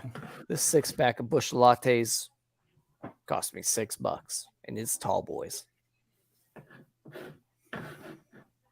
And I don't have to mix Dr. Pepper with it.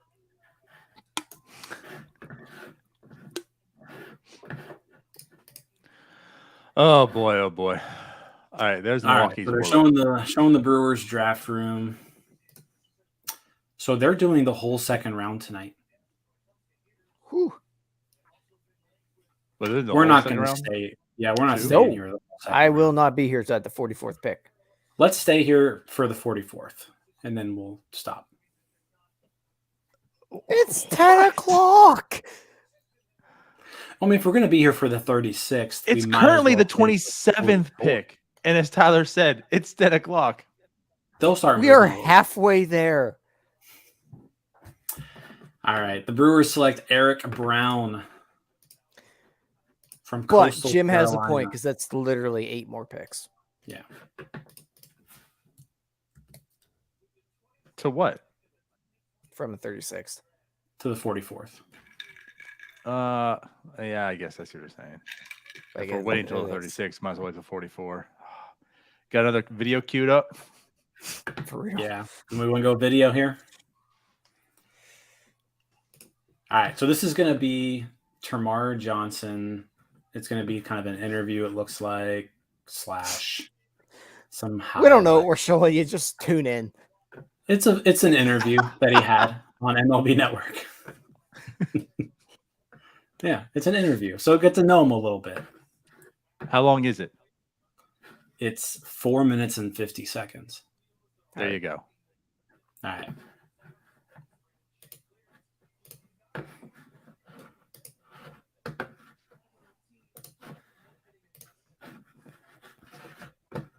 I want to ask Termarr what he thinks of that comp because he couldn't hear that. So Jim Callis, who doesn't like giving comps, Termarr, I've been bothering him to give me a comp on you. And so many people say Robbie Cano, who your swing obviously is one of your favorite players, but this is what Jim Callis dropped on you. You have the plate discipline of Wade Boggs and the plate coverage of Vladimir Guerrero Sr.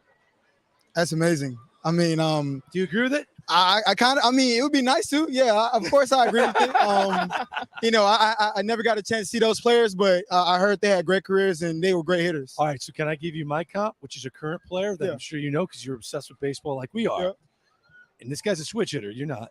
Jose Ramirez. Wow, I like that. He's only on pace to drive Yeah. in 173 runs. Hey, he's amazing. I like that. I like You know, that. I want to ask you about Jose Ramirez because I feel like he doesn't get as much love as he deserves. But being the gym rat that you are, the baseball nut, where's he fit with you when you start thinking about Jose Ramirez? I mean, he's an all-around baseball player. Like, he hits the ball hard, hits the ball far. You know, he gets on base a lot, and he drives and runs. He's a very reliable player, and I like that about him. I like the way he plays the game, and you know, he plays it with so much ease. You know, you don't see that nowadays with a lot of baseball. We'll get into you being here at the combine and your meetings in a second. But since we're talking comps, and Robinson Cano seems to be the one everybody keeps bringing up, I want to show you a little split screen. Here's Cano, and here's you. You got a little bit of Robbie in you, don't you? Look at this. Did you study his swing? I mean, his swing was always sweet when I was watching him, and I always wanted to have a sweet swing. I always wanted to make it look easy. So, you know, I was watching him, and I tried to duplicate it so much, and I wanted to make it my own while doing his swing. So, you know, it's kind of the same, kind of identical, but it's kind of cool. Now, we're talking so much about your offense. People have not touched on your defense. I thought last summer when I saw you at the All-Star game, I think you played second base in that game or something like that. But I've since watched you play short. And I'm like, goodness gracious, why are they not talking about him at shortstop? Where do you see yourself? I mean, I see myself at shortstop. I see myself everywhere on the field, honestly. I can play anywhere. But my favorite position is shortstop, just like everybody's favorite position.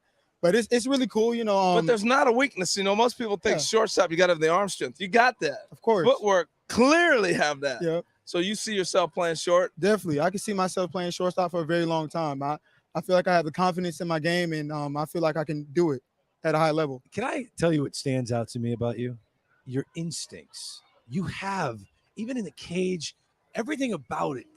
Your instincts and your feel for the game reminds me of Francisco Lindor. Lindor just he breathes baseball. He was born to do it. There's so many kids that are overcoached, and I'm sure you've had a lot of coaching throughout your career, but how did you keep that playfulness that you have? Because your instincts are off the charts. Honestly, you know, I just try to treat it like a game at the end of the day. But I remember just being a kid and my old coach, Coach Joe Austin, that's RJ's uncle. He used to give me baseball tests, and the baseball tests where you either got 100 or a 0, and you would learn, you know, cutoffs. You would learn a lot about footwork and everything like that. And you know, I feel like that's where I got the instincts of the game, and that's why I learned so much about the game. And I'm so grateful for him for that.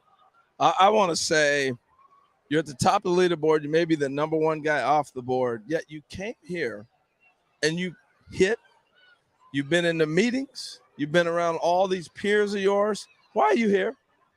I love baseball. You know, as soon as I got off the plane, like I told you, I felt the baseball. I felt all the baseball, and I love being around baseball. I love being around good talent. I love being around good competition all the time. So every chance I get to, you know, do that, I'm going to do it, of course. I just want to thank you for being here. When you have the top player in the country show up at an event, he doesn't have to be to, and comes and shows up and shows out, that's big things, and it's big stuff. So I appreciate it. No, it was fun to not just watch you in person for the first time, but to meet you. Like, you are truly what it's about. Passion for the game can take your talents to new heights. Greg, last thing before we let you go. Thank you. I called Termarr and I said, hey, you coming to the combine? And they were still, you know, his advisors and everybody was still figuring it out. And I said, no problem, man. If you can't come take BP, don't worry about it. And he was like, what? What? He's here. He is. You remember that? Yeah, I remember that. Not only did you take BP, but you had Harold yapping about you with Eric Davis and Dante Bichette and David Justice. Those guys are great. It was awesome. Yeah, to that's watch. amazing. I'm thankful for all those guys. Just cheer me on and be in my corner.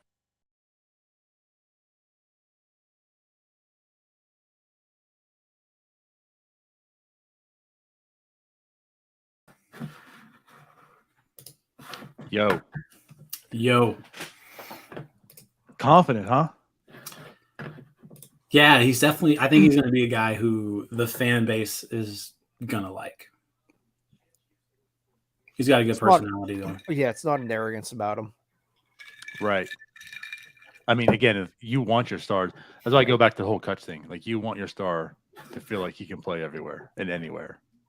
Yeah, and he's definitely So not. I want to hear arrogant that from him. about anything, but he's very well spoken. And when I was that age, I was a dick. And I had For that age? I had like a pinky's worth of the talent he does. Right. No, definitely seems like he has fun, and he's good. I mean, the guy's good. So yeah, unlike Cole Tucker. That's the difference. Unlike Cole Tucker. With your comment, Anthony. Yeah. He also is talented and good. Yeah. So Drew Gilbert got drafted. Yes, while we were away with the video, Drew Gilbert, Tyler's favorite Tennessee Volunteer, gets drafted, goes to the Astros. I hope he gets hit with so many baseballs. Yes, but then we you've got grown up so much. Then we got Rays. He's a punk. Rays and Giants to round out the first round.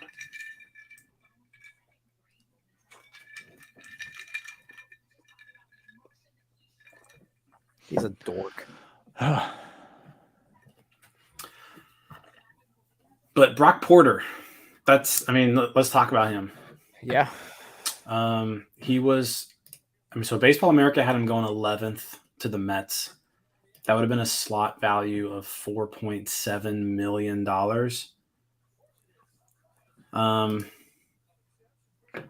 We're now reaching a point where, like, he's not going to get picked by probably either of these two teams. They just don't have the money to do it, unless the Rays wanted to throw like everything they had at him. So he could possibly be available there for the Pirates. Like I said, there's a few other hurdles between now and there that they've got to get through, and that's the Rockies, the Reds, and the Orioles. But it could happen, and that would be huge. Yeah, thing is, you bring up that slot value. I don't quite know how the Pirates really pull that off with Johnson. That makes the rest of the draft pretty tough. Wow. Yeah, so the Rays with a big time reach. With a high school first baseman. Wow. Not even the top 100. So Okay. Isaac, what was it again? So I can type it in. Xavier Isaac, right? Yeah. Did you say Isaac Wilson? No, I said it was Isaac. What was his name? So I can type it in. Isaac. Yeah. So Baseball America doesn't even have him in their Pipeline's got him at 113 in their mock draft. Xavier Isaac. What do the Rays know? Mm-hmm. Yeah, no, seriously. Oh, he's a big boy. 6'4", 240. Oh, man. 18 years old. Baseball America's got him at 92. I heard he's already projected for 40 home runs.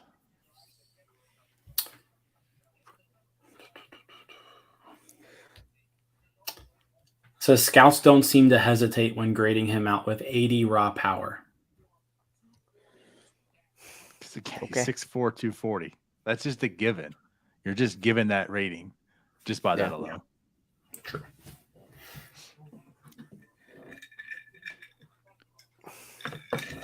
Yeah. Obviously under slot. 6'4", 240 at 18. Man. The Rays do have 7.7 million. That's big under slot. Yeah. I guess with that whole deal, I don't really know why you don't wait to go get him and go get someone better. Well, because they have to wait to get the next pick too. Yeah, but is he getting drafted? I mean, maybe he's who knows? He could be. I mean, maybe they like him. I don't quite know when the next Rays pick is. 29. Fangraphs has Peyton Graham ranked really high. He's still available. Yeah, the Rays don't pick again until 65, so I don't know. It's hard to question what the Rays do. Yeah. I mean, it's easy to question, but then they kind of show in your face how what they're doing works. So keep questioning.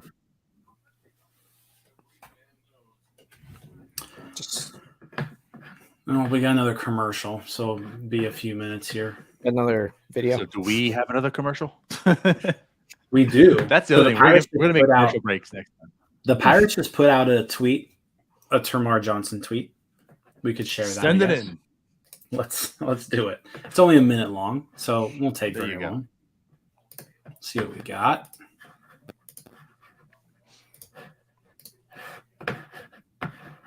All right. The Pittsburgh Pirates have the next selection. Termarr Johnson. The fourth pick in the 2022 MLB Draft, the Pittsburgh Pirates select Termarr Johnson, a shortstop from Mays High School in Atlanta, Georgia. I want to excel at everything, man, and I plan on doing that for the rest of my life. No matter what I do in life, I'm going to do it to the best of my abilities. I never want to quit on myself. For all those Pirates fans watching at home, what are they getting in Termarr Johnson? They're getting the best player in the draft.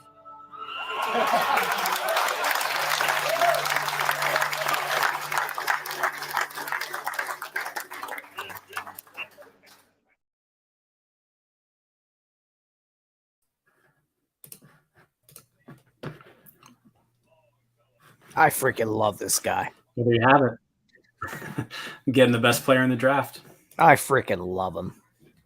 There you go. Good pick. it's one of those picks too, as we're seeing, right? You fall more in love with it. I mean, I'm weird. I've been on board with them for a long time, but whatever. And yeah, you're so I still will falling say more in love this. with it. So like Tyler's been on board with Termarr Johnson for a while. I was more on Brooks Lee, I think, than anybody at number 4. But yeah, I'm very happy with the pick. And to Jim's credit, he was on board with Henry Davis all last year. I was not. That's no credit. He's just a Louisville fan. That's nothing.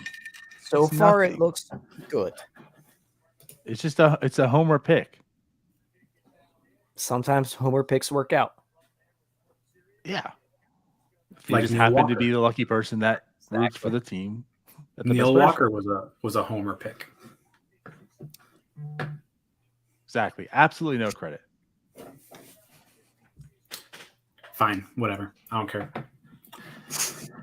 Dalton rushing at 36. Let's go. All right, that's where we're going. I'm drawing a line here.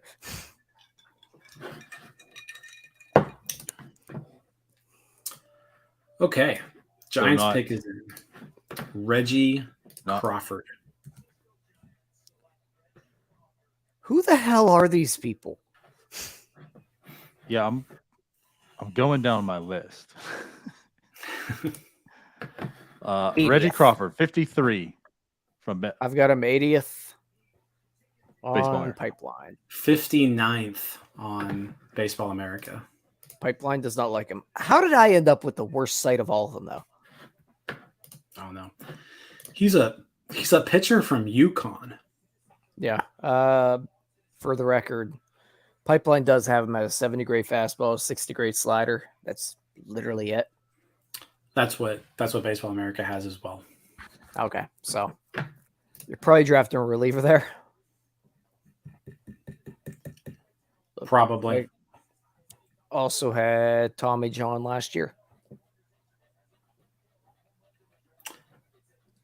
Yeah. Medical risk. So a lot of teams we're seeing later going real underslot, it seems. The Giants don't have a whole lot of money to spend, but yeah, that was.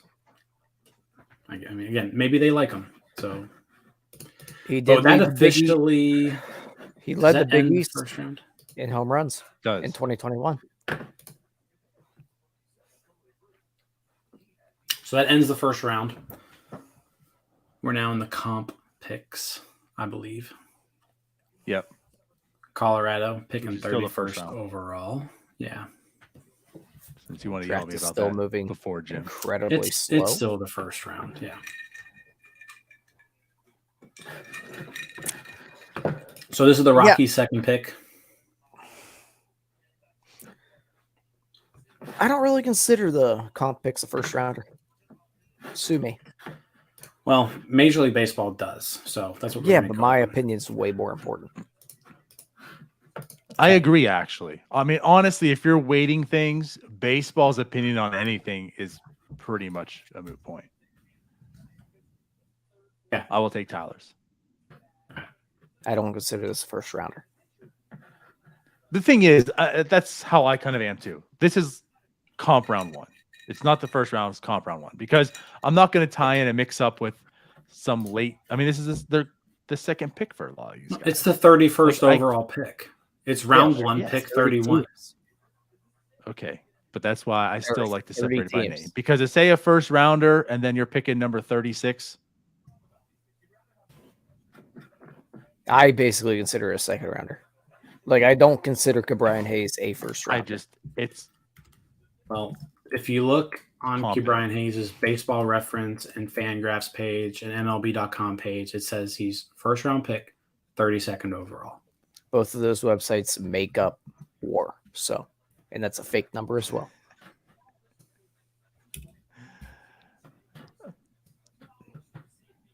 I mean, that's true. but I value It's imaginary. MLB.com doesn't make WAR. They make love. Thank you, Ian. Still first No, round. it's not. All right, can we mute Ian too? Do we have that power?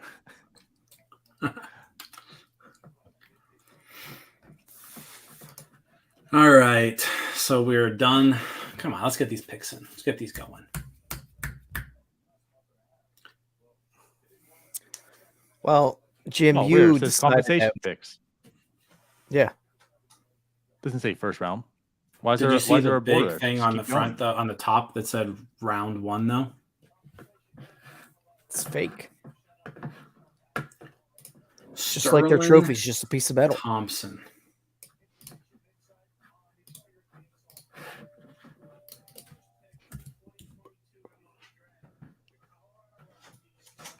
Sterling Thompson, who Baseball America had 29th.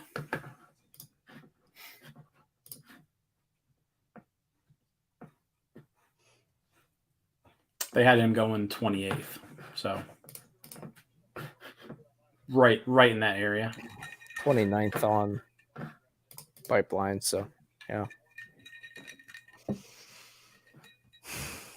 Florida Gator.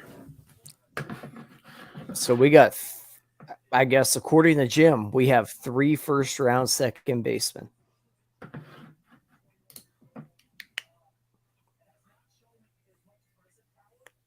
Who? It's the third one.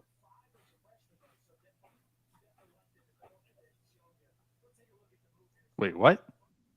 I don't know. They're showing him as a second baseman. Who? He's an outfielder, right? Yeah. Oh, they're showing him as a second baseman. I'm telling you what, ESPN has a terrible. Yeah, he's an outfielder from Florida. I'm telling you what ESPN shows. Well, maybe not follow ESPN. Well, it is what it is. Stuck with what I got. I wish Bonko Mike didn't go to sleep at 7 p.m. All right, so these are now. So if we're talking about Porter, here's where things get dicey. The Reds have money, the Orioles have money, and so they're 32 and 33. Yeah. The Diamondbacks also have money at 34. So yeah, we'll see what happens here because they all have more money than the Pirates actually. Well, the Reds don't. But the Diamondbacks and Orioles. Now they'll be spending more money. Orioles do. But yeah, based on the slot value, they made out pretty decent. Yeah.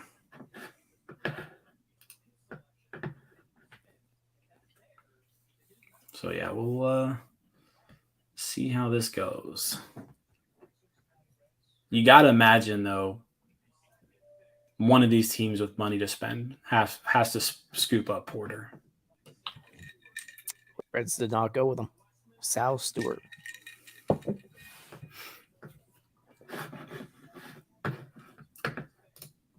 Sal Stewart. It's crazy that I feel like this is the first year where they're really like these picks haven't been leaked too far in advance. Number 52 from Baseball America. But a high schooler, so I mean he could have been a guy that maybe needed a certain amount of money. Mm-hmm. To sign. And the Reds will meet it.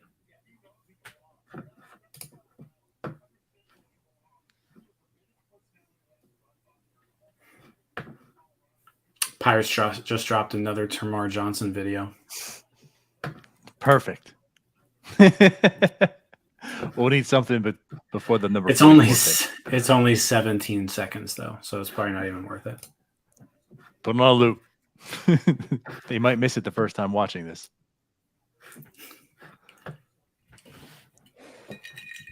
Blade did well.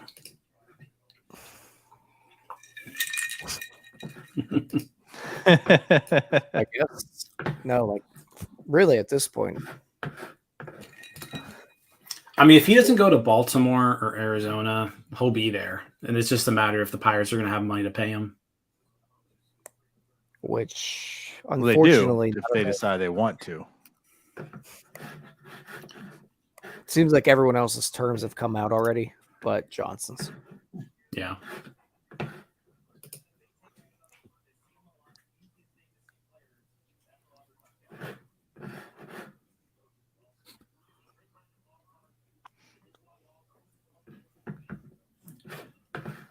But I mean, they definitely could go underslot there, then attack the later rounds.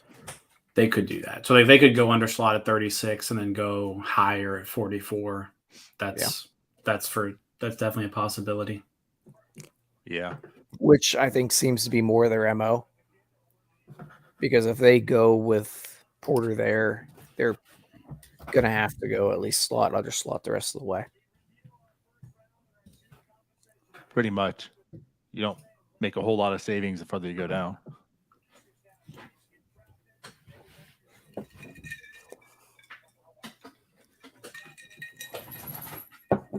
I mean, they can save money later on. I mean, if you look at like what they did last year, like where they took like Jackson Glenn with the 5th pick. I mean, they saved $400,000 with just that pick. But here's a spot where you could really save. Right. Yeah. No, you're right. I mean, it depends on how much they value Porter. I mean, you never know. Another teams could be trying to do the same thing. Like the Reds could be doing the same thing right here. But the Reds also don't pick for a little bit longer.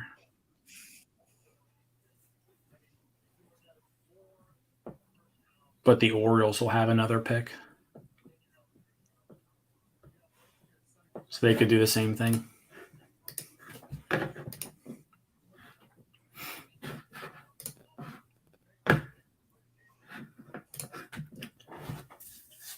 I wouldn't mind pitcher though. Like pitcher sounds good.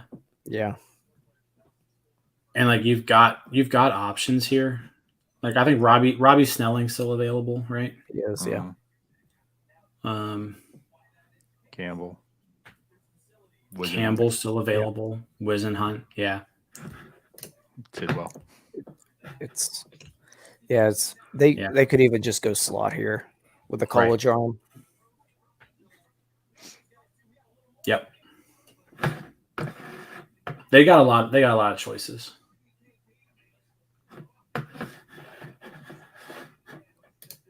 Or they could go do Tampa Bay Rays and go for like a 140th ranked first baseman. No. Do better. Yeah. Go 160. Outraise the Ray. Outray the Rays. But I mean, if you do that, let's say you sign someone in this slot for $20,000. Like you just pick a guy. Right. And then you can go hard with that 44th pick. Yeah. I mean, or you could do the opposite. But it could be a spot where they make sure you get the guy you want now and then just tank the next one. Like they could go underslot here, and if they don't think that Porter goes to the Orioles again, you could come back at the next pick. Yeah. I feel like the thing is, if you want Porter, you just get him, and then just take the next pick. I guess instead of risking it, you know what I mean? Yeah. Like if you want Porter, you make the move now, and then because you made the move now, you just, like Jim said, sign someone for $20,000, pick 44. Yeah. Which I hate the way the MLB does this. It is kind of dumb. Well, if you could trade pick, I know, but it's so shitty the fact that you got to pay a kid, like draft a 5th-year senior and give him like $10,000. Yeah. Right.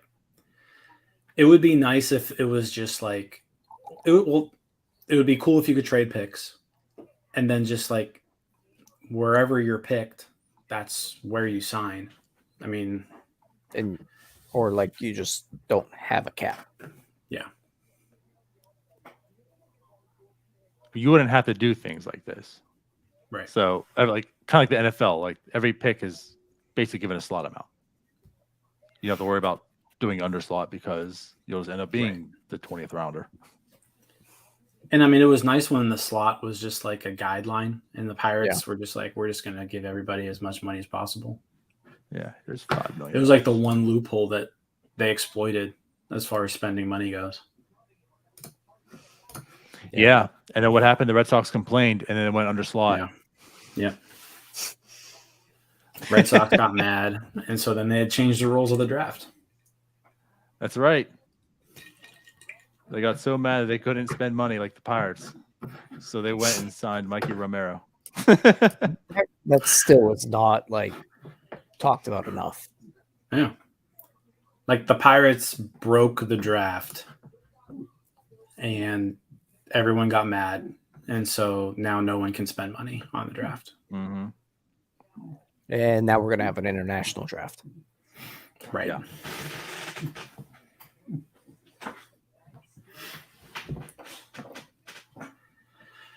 What is the holdup on these picks?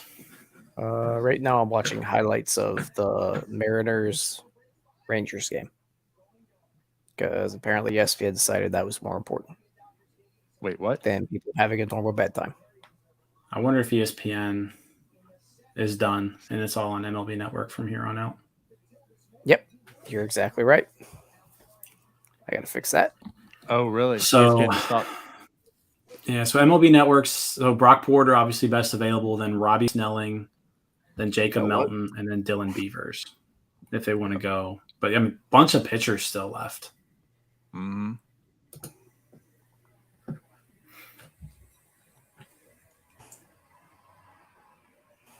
I mean, there's a ton of pitchers still remaining.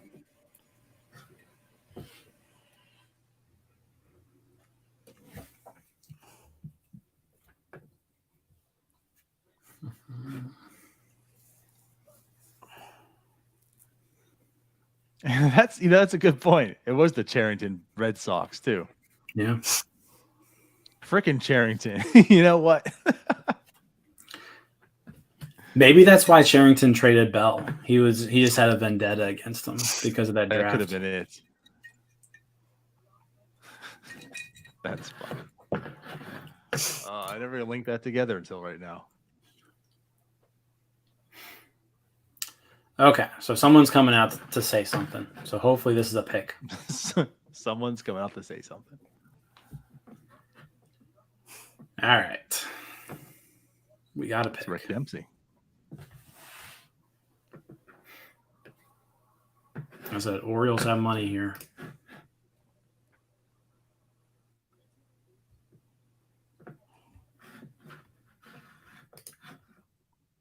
Are they like still clapping? This guy won't speak.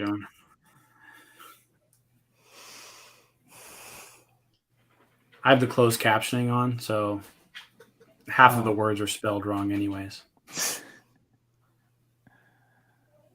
Dylan Beavers. There you go. So Dylan Beavers was probably the best position player left, right? Outfielder from California.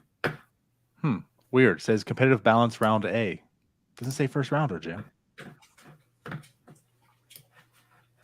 It's kind of odd. Yeah, how about that? Oh, I don't care. All right, Dylan Beavers. So basically, if he can get past the Diamondbacks here, he'll follow the Pirates. Ian said OnlyFans.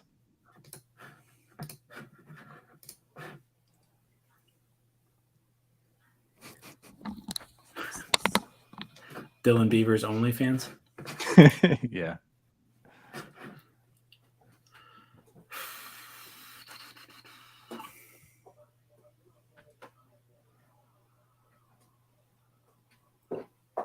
God, I kind of want Dalton Rush in here too, like for real. Like, it wouldn't be a bad pick.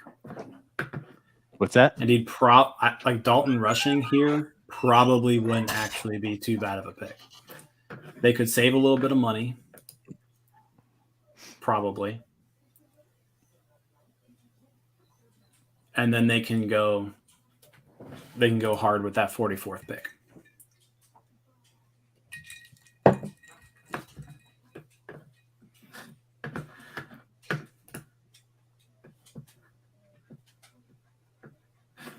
But the Diamondbacks have roughly $7 million left in their pool.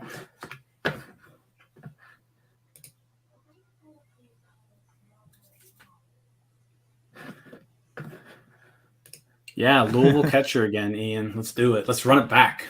Run it back.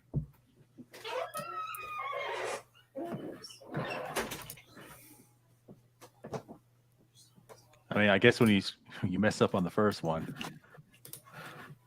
But for if we're talking about like future here, right? Like he could be like the lefty platoon to Henry Davis. Like give Henry Davis a day off against a righty every now and then.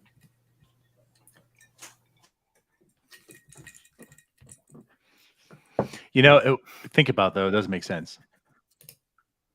I mean, you got the Vandy boys in Texas, good Louisville boys in Pittsburgh. We're catcher you.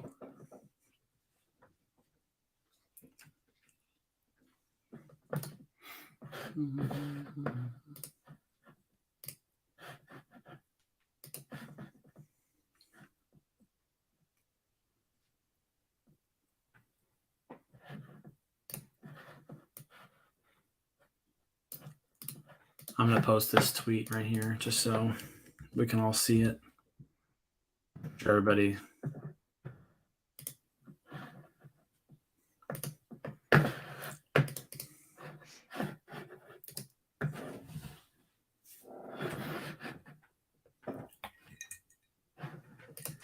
Landon Sims.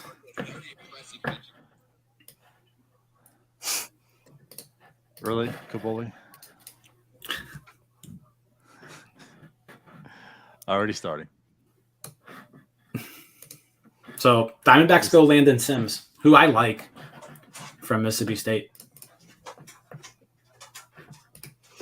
Okay. But the Pirates are going to have some dudes there for him. They for sure. Yeah. So we are 2 picks away. Literally weighs in.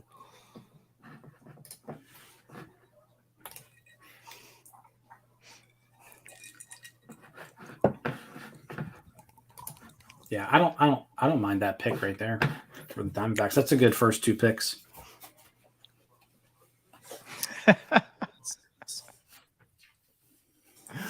Oh, Adam. Yeah.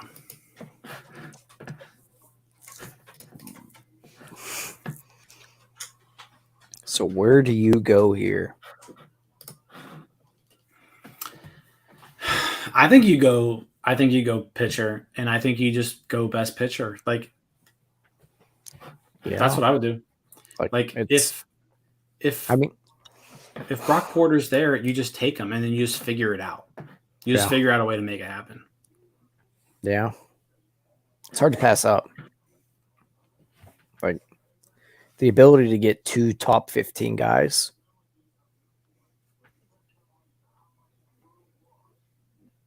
That's tough. Depending on where you're looking. Mm-hmm. And after what they did last year, if you're able to do that this year. Yeah.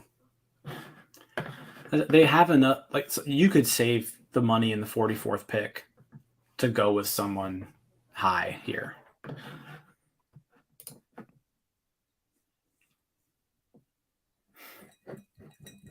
So yeah, that's what I would do. Ian saying Drew Thorpe. I'm telling you.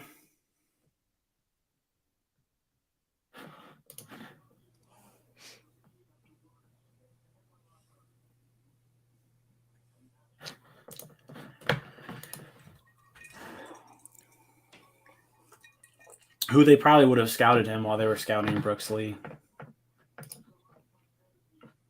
But I think Drew Thorpe is going to be there for a while. But I guess if you draft him, you save money.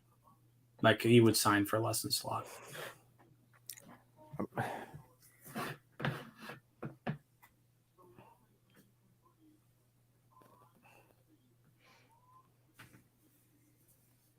Got that 17-second clip ready? Man.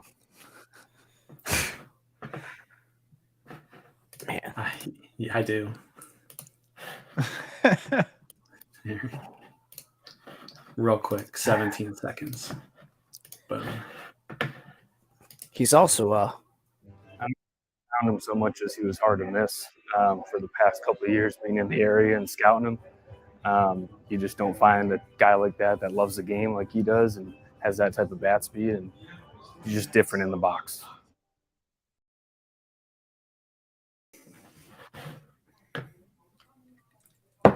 There we go. That was beautiful. So going back to Brock Porter, he's also like a cold weather pitcher, which I tend to like. He's probably not throwing year round out of Michigan. I mean, it's a top 15 guy. Like I said, that's what I would do. I would do Brock Porter and then figure it out. Yep, that's what I would do. But the Braves could go there here. I don't know if the Braves could do it. They just went super underslot. They're top 10 in money. That's true. They did. You're right.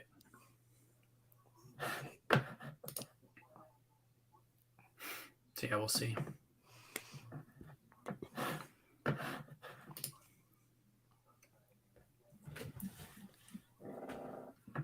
I think if you don't go, like if you can't figure it out though with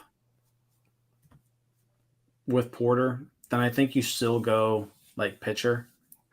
Yeah. I mean, you can go Ferris there. Yeah, and you've got a lot of options. So you could go, but you could also go with one of the college guys. Like you could go Tidwell, you go Wisenhunt, you could go Campbell. Yeah. All those guys are still there. Yeah, and those guys will be more slot. Yeah. And then probably with 44, you probably go a little under slot there. 44, you go Dalton Rushing. There you go. Super under slot. Right. Now, Rushing will Jim's probably already be worked off out a the deal. board. I'll bet Rushing's off the board by then because he's going to be the second catcher taken. You think Oakland's going to take him? Oakland could take him. Oakland needs another catcher. Yeah.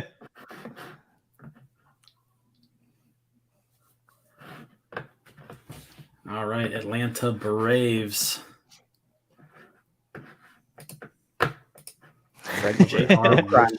We have a question. So Jesse Carnes asks predictions. Ian says trade back. There we go. All right, J.R. Ritchie. He's there. Yeah. Pirates have their choice here of who they want. So if they like him, I mean, I think really you have your pick of top 20 arms right now. Yeah. Whichever I think if one you like like, the most. if you like him, you take him and then like- you just figure it out and you make it happen. Yep, I'm with That's you. where I'm at. Yeah. If they like any of these guys, yeah, we're assuming they do. Yep. But if they do like any of these guys, yeah, like, it's the move. You just have to do it. Like, why risk it? Yeah. Don't be me in a fantasy draft thinking I'll wait till next round. Yeah. Because it never works out. Yeah, I They get definitely. taken. Don't play yourself. But they might not Also, like it's these nice. guys. Maybe that's Also, simple it's too. nice. Porter's committed to Clemson, so Bubba if Chandler. the Pirates take him, that's back-to-back Another one. years. They're taking like one of Clemson's top commitments. That actually is kind of funny too.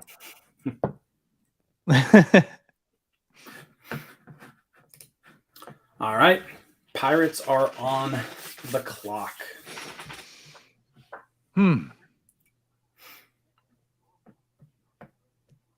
See what happens.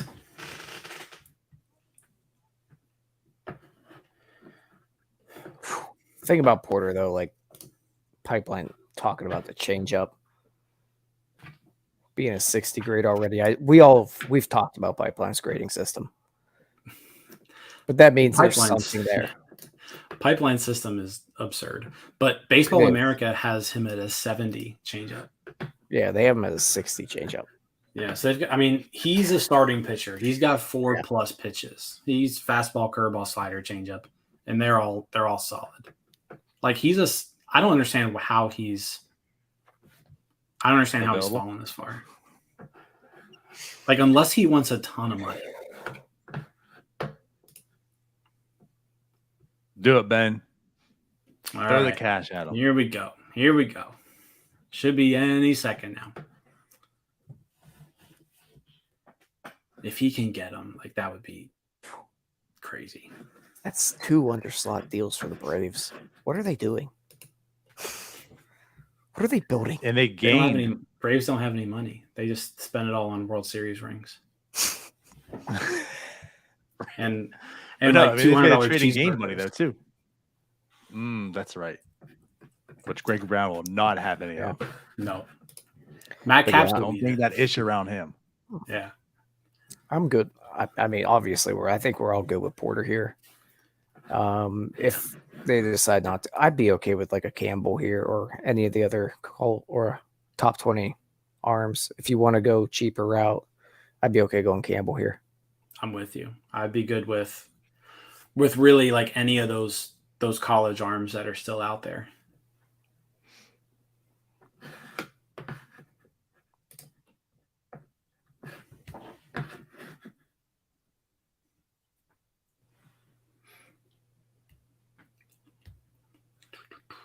Come on. I know, right? We're just all anxiously waiting. Thomas Pick in, Ben. Harrington. Thomas Harrington. Is that what they did? Right-handed pitcher. Yeah. Where's he from? Campbell. Yep. But what I said though, he falls into like that college pitcher arm who's right there. Yeah, the one I talked about earlier. You did. That we You talked did. about going 44 there. Yeah. He's got great pitch ability. Changeup's good. 90 to 93. I mean, he's a good arm. He's a good college arm. Yeah, I mean, it looks like he's not like overpowering or doesn't have like a great pitch on anything, but like they're all solid. Yeah. And he had a really good year this year at Campbell. Yes, he did. So I'm good with that pick. Yeah. 6'2", so like he's projectable. I like it. It's good command. Showing some highlights of him right now. Let's see what we can pull up here. Load him up. We got load him up. Let's go. To go.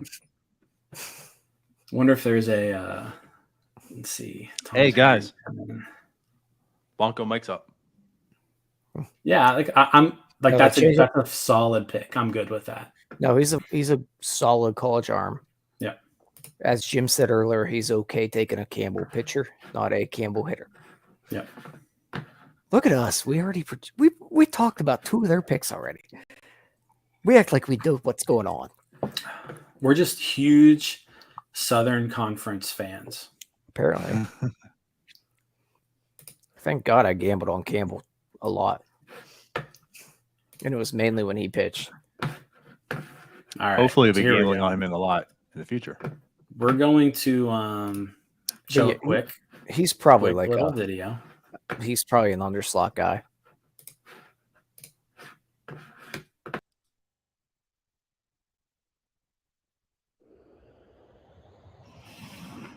Thomas Harrington went from walk-on to Big South Conference Freshman of the Year at Campbell in 2021. And he has a chance to pass Seth Johnson, who went 40th overall in 2019 as the highest pick in school history. Harrington already has 2 quality pitches in his fastball and changeup. His heater will range from 90 to 93 miles an hour on some days and 93 to 96 on others, but regularly misses bats with its run and carry up in the zone, as does his mid-80s changeup with tumble. He'll flash a plus mid-80s slider with depth, though it comes and goes. He also has a show-me curveball in the upper 70s. The quality athlete who also played quarterback in high school, Harrington repeats his low 3/4 delivery well and pounds the strike zone. He's a projectable 6'2" frame, continues to get better, showing good feel for sequencing his pitches to keep hitters off balance. A draft-eligible sophomore, he offers one of the higher floors in the 2022 college pitching crop, as well as the ceiling of a number 3 starter. There we go. Yeah, I think that's definitely a good way to put it. He's got a high floor. He's with the changeup. He's probably a starter in the major leagues. I mean, even with the ceiling of a number 3, that's terrific. He's going to be a major league pitcher, barring any injury. Yeah, I mean, it sounds like high floor, right? So, I mean, and it looks like just with his pitch sequence, like his pitch repertoire there. Yeah, I like the pick. Like I said, cool with a college arm there. They should save a little bit of money on that pick too. So if they want to go higher with this 44th, they can do that. But yeah, I like that. And he should be, I mean, relatively fast to the majors. There's not much really to improve there. I know they talk projectability with him. I don't really know there's much to be gained. He's going to be a 90 to 93 guy. Probably needs to work on the breaking ball a little bit. Changeup's good, fastball's good. Hey, look who it is. Clint Hurdle. Clint Hurdle. How about that? He's here to tell you about your poverty franchise. Yeah. I'm assuming somebody put that in for. What was Clint Hurdle? How did the Rockies get that? Oh, did we? I guess the Cleveland already picked. I guess we just missed. Oh, geez, did they? Yeah. Baseball America nailed that Jordan Beck pick though, at 38.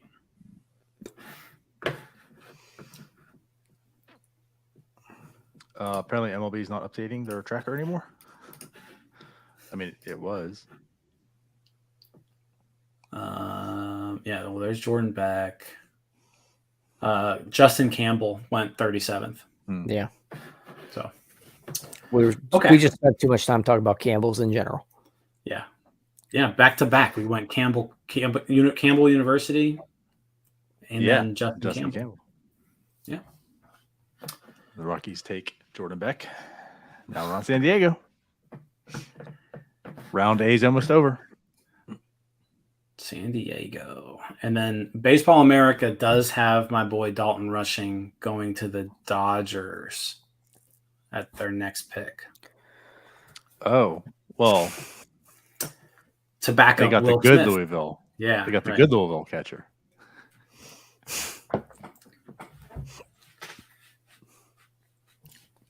We're moving a little bit now. Your poverty franchise just underslotted their competitive balance pick. All right, so Padres go Robbie Snelling.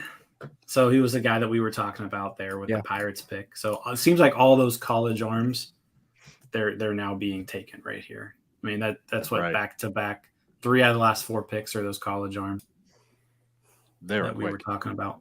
Yeah, so they are going off the board quick here.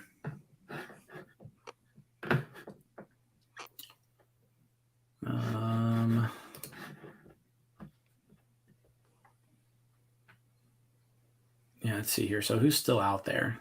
Who would be available? Brock Porter, Brock Jones, Peyton Graham. So you got some college bats still. I mean, pitcher wise, you still have Wisenhunt and Tidwell.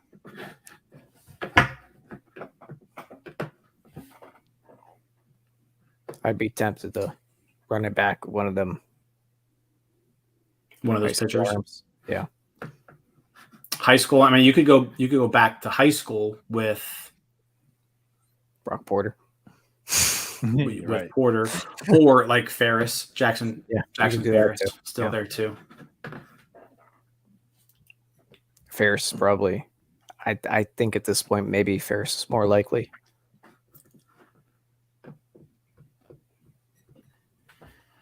Yeah, I mean Brock Porter has fallen so far now. Yeah, it's going to take a hefty sum. Yeah, he might be going to Clemson. This is a Dodgers first pick, huh? They only have like $4 million to play with. All right. So the Dodgers. Oh, I guess did they got dropped in the draft for going over their money. There he is, Dalton Rushing. Called it. We are moving. Dalton Rushing off the board. But yeah, when I was setting up the ticker today, that caught my eye too, because I was like, wait a minute, the Mets got 2 picks and there's only 30. And I was like, and Houston's in there. They didn't get this year docked. I was like, so what's going on? That's when I realized the Dodgers were out. All right, so the Dodgers are going with the approach that I was talking about, going Louisville catcher. So if the Dodgers did it, then it was a pretty good idea. Let's be real. Here we go. Well, let's just be honest though. The Pirates drafted Bueller first. So the Pirates did it, then the Dodgers did it right. We were the first. And they drafted Trey Turner. That's right. That's right. So really the Dodgers, we've proven, fall in the footsteps of the Pirates. Yeah. They also picked up Tyler's boy, right? God, what's his name? Now I forget. The pitcher turn pitcher again. We talked like a whole podcast. Yes, that's an alley. See, Dodgers are all after Pirates players.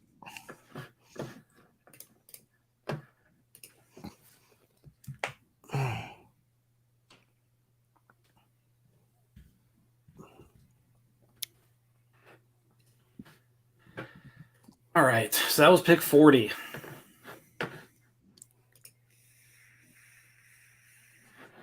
So Dalton Rushing actually plays pretty good defense. Like, he's a catcher.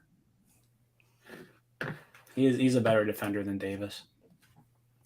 I will say Jim was right about staying on for the 44th pick because this thing's moving now. Yeah. Yeah, we'll cut it at 44.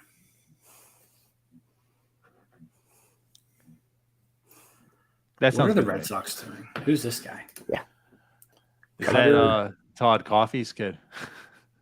Cutter Coffey? Paul Coffey.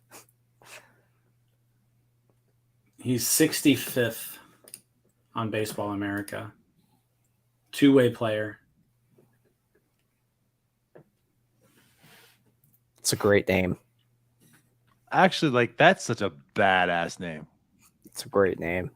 $10 says he doesn't throw the cutter though. He goes fastball, slider, changeup. So you can just There speed you up go. the slider a little bit, give himself a cutter. Yeah. He's like, I don't need the cutter because I'm the cutter.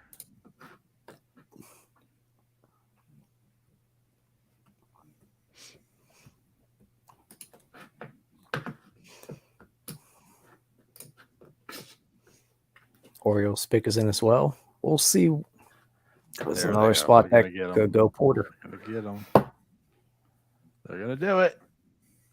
Even if they do, there's options. Yeah. Well, yeah. Like a lot of them at this point.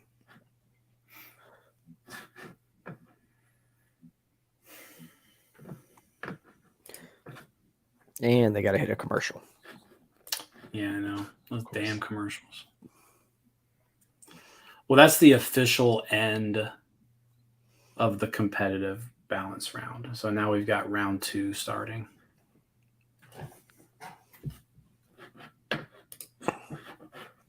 So where do you think that Harrington slides into the Pirates prospects rankings? I have to take a Maybe look like here, I guess. Yeah. 11, 12. I feel like it had to be farther than that. You think so? I don't quite know where they have them. So Fangraphs has him at a 40 grade, which if we're using Fangraphs rankings, puts him below 24th. Fangraphs is also harsh on. And above 48th. But the Pirates, the Pirates have 24 players that are 40 plus. Yeah. And so he would be under those guys. technically. So Fangraphs essentially does not like him. Well, they're putting him in the same places like Carmen Majinski's in there. You know, so Yeah, I basically would like think- a top 30 guy. Yeah, I would think that Fangraphs would like him a little more just being a college arm. As they seem to like. They do seem to kind of do that, but yeah, well, Fangraphs had him as this number 65th guy, so Fangraphs didn't like him as much as the other sites. Yeah, I think he was 44 according to Pipeline. Yeah, like Baseball America had him, I think, in the 30s.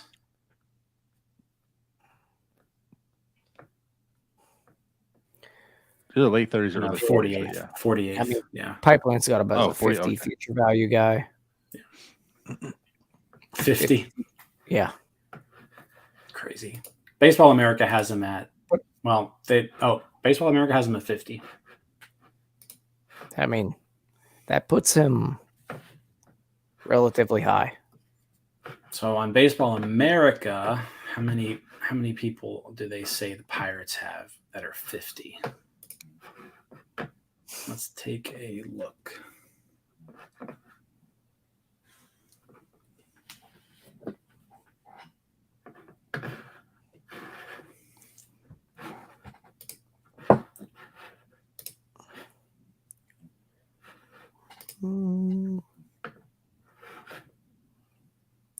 So according to Pipeline, he probably would slide in probably about 10th. Okay. Behind Matt Frazier. But they still have Mike Burrows as a 45. So he's probably somewhere between 10 and 20.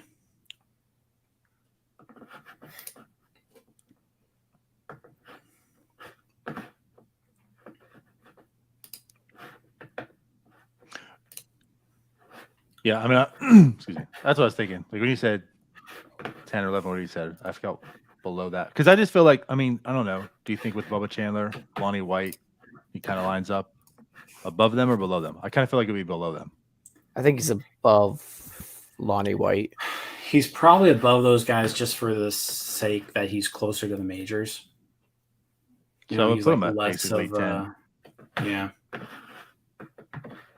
I think he's definitely above Lonnie White. I don't know about Bubba. I guess He's this is probably a on the good same. litmus test. It depends on the site.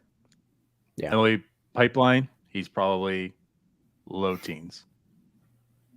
Baseball America, probably high teens. Like you're saying, probably above them. So he probably slots in at number 10 then, right behind Majinski. Pipeline will probably love those guys over him.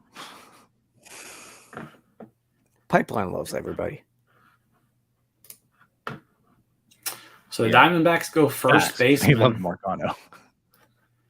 Diamondbacks If you go love Marcano, you love everybody. Ivan Melendez from Texas. All right.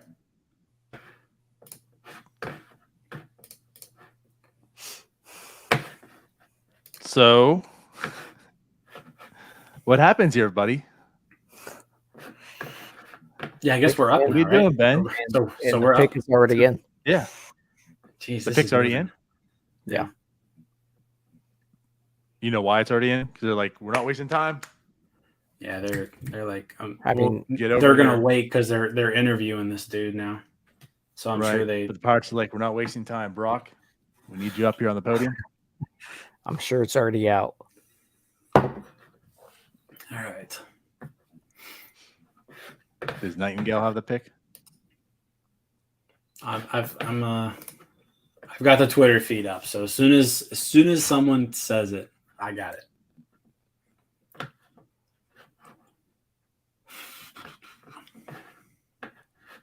Bucko Mike says it's under slot. I mean, it's very possible. It is a very good chance to take a top 15 arm here. Yeah, this will be interesting. It is already 11 o'clock. Yeah, we're about to we're about to roll here. We've been on This is for over just the 3 first hours. round.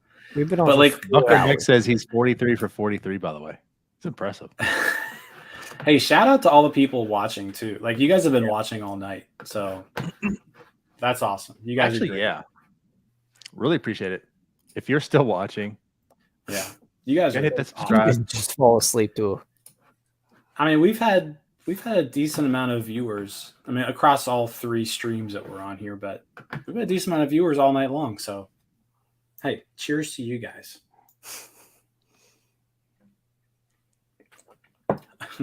My beer's empty. Because it's bedtime. I still got plenty of vodka in mine. Yeah, I can't. Just a splash, though. Do we really have to sit through an interview?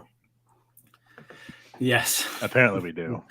Probably like the next Suspense. 4 picks are in, and they just gotta wait for this guy. I mean, I don't know how you don't go Brock Porter here. That's because it'd be nothing's tough to pass cheap. it up. I mean, I think you have to take him and then just figure it out if you can. Yeah, especially at this point. You might as well. Worst case If they're scenario, eyeballing your them. slot, like your slot value Had is time to talk. not as bad as it was if it was that competitive balance pick. All right, Alex Stumpf with All the right. pick. It's going to be Here we go. left-handed pitcher Ferris.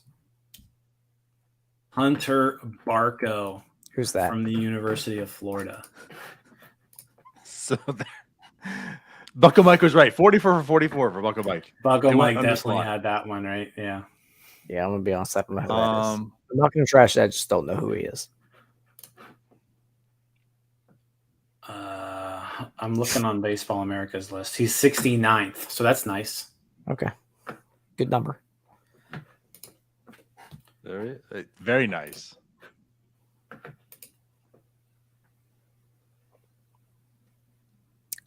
He was actually Wow. 32nd out of high school. He was drafted by the Mets in 2019. Hey, I mean, he's from here. put together a Yeah, good year exactly. last year. I've never seen him pitch, so I don't really have much to say.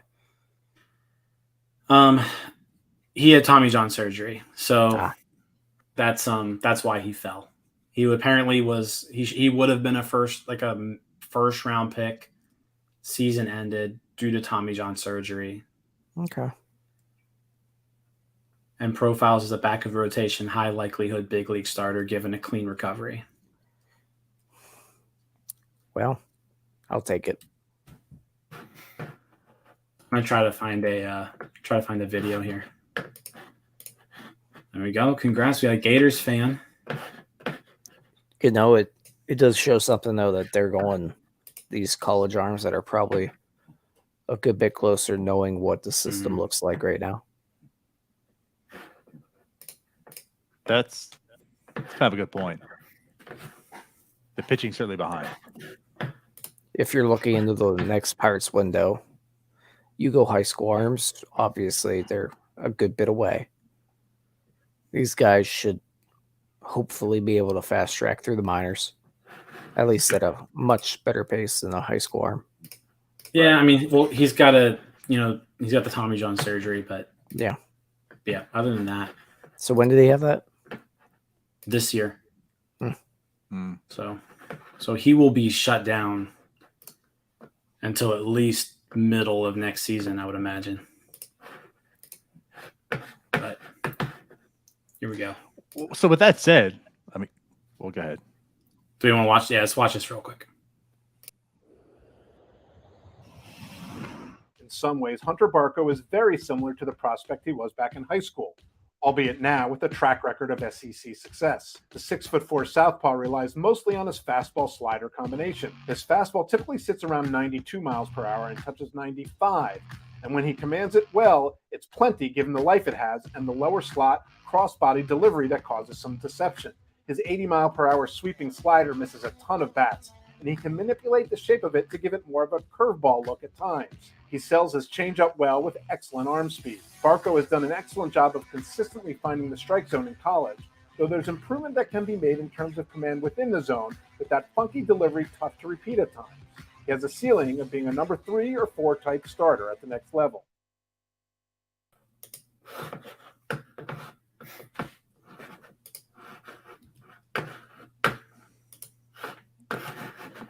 Well, there we go. So there's that.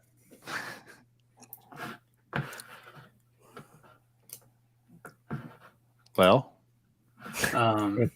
here's your a pretty thoughts? cool. Pitching Ninja has a 33-second video of him just mowing down Alabama this year. Put it on the board. Put it on the board. Well, Alabama Keep 'em sucks. coming. Let's They had a watch good this. year, but they suck. Here, let's do this. Got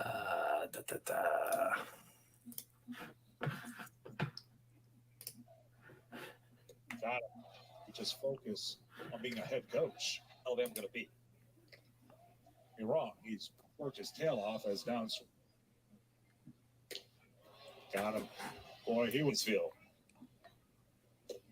Got him. He's the way I can pitch that and adjust to them. College programs, that's what they see midweek. As Fargo's gone looking.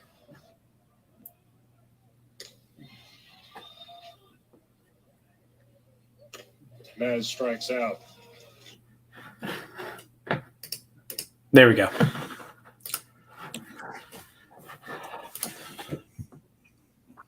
Yeah, I mean durability seems to be an issue. He didn't pitch much in college.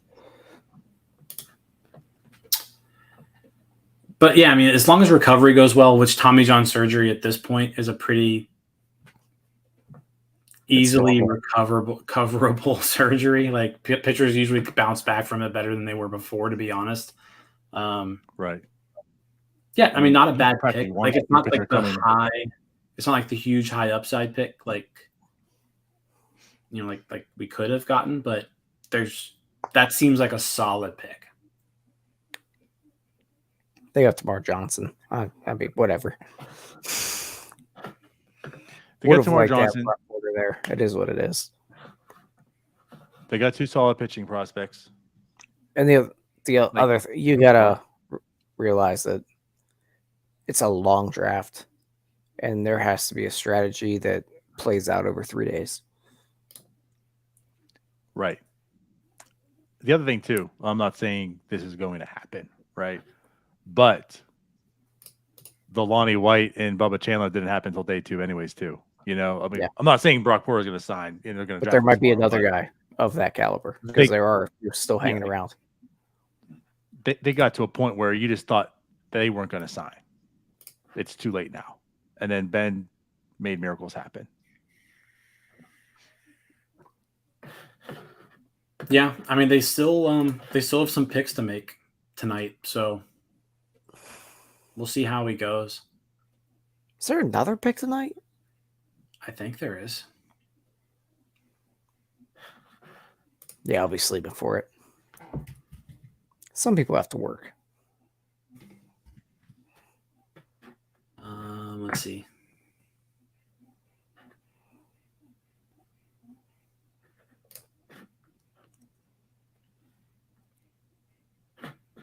No, they're done.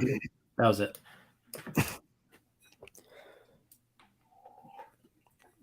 So they're done for the night. Their next pick is 83rd overall.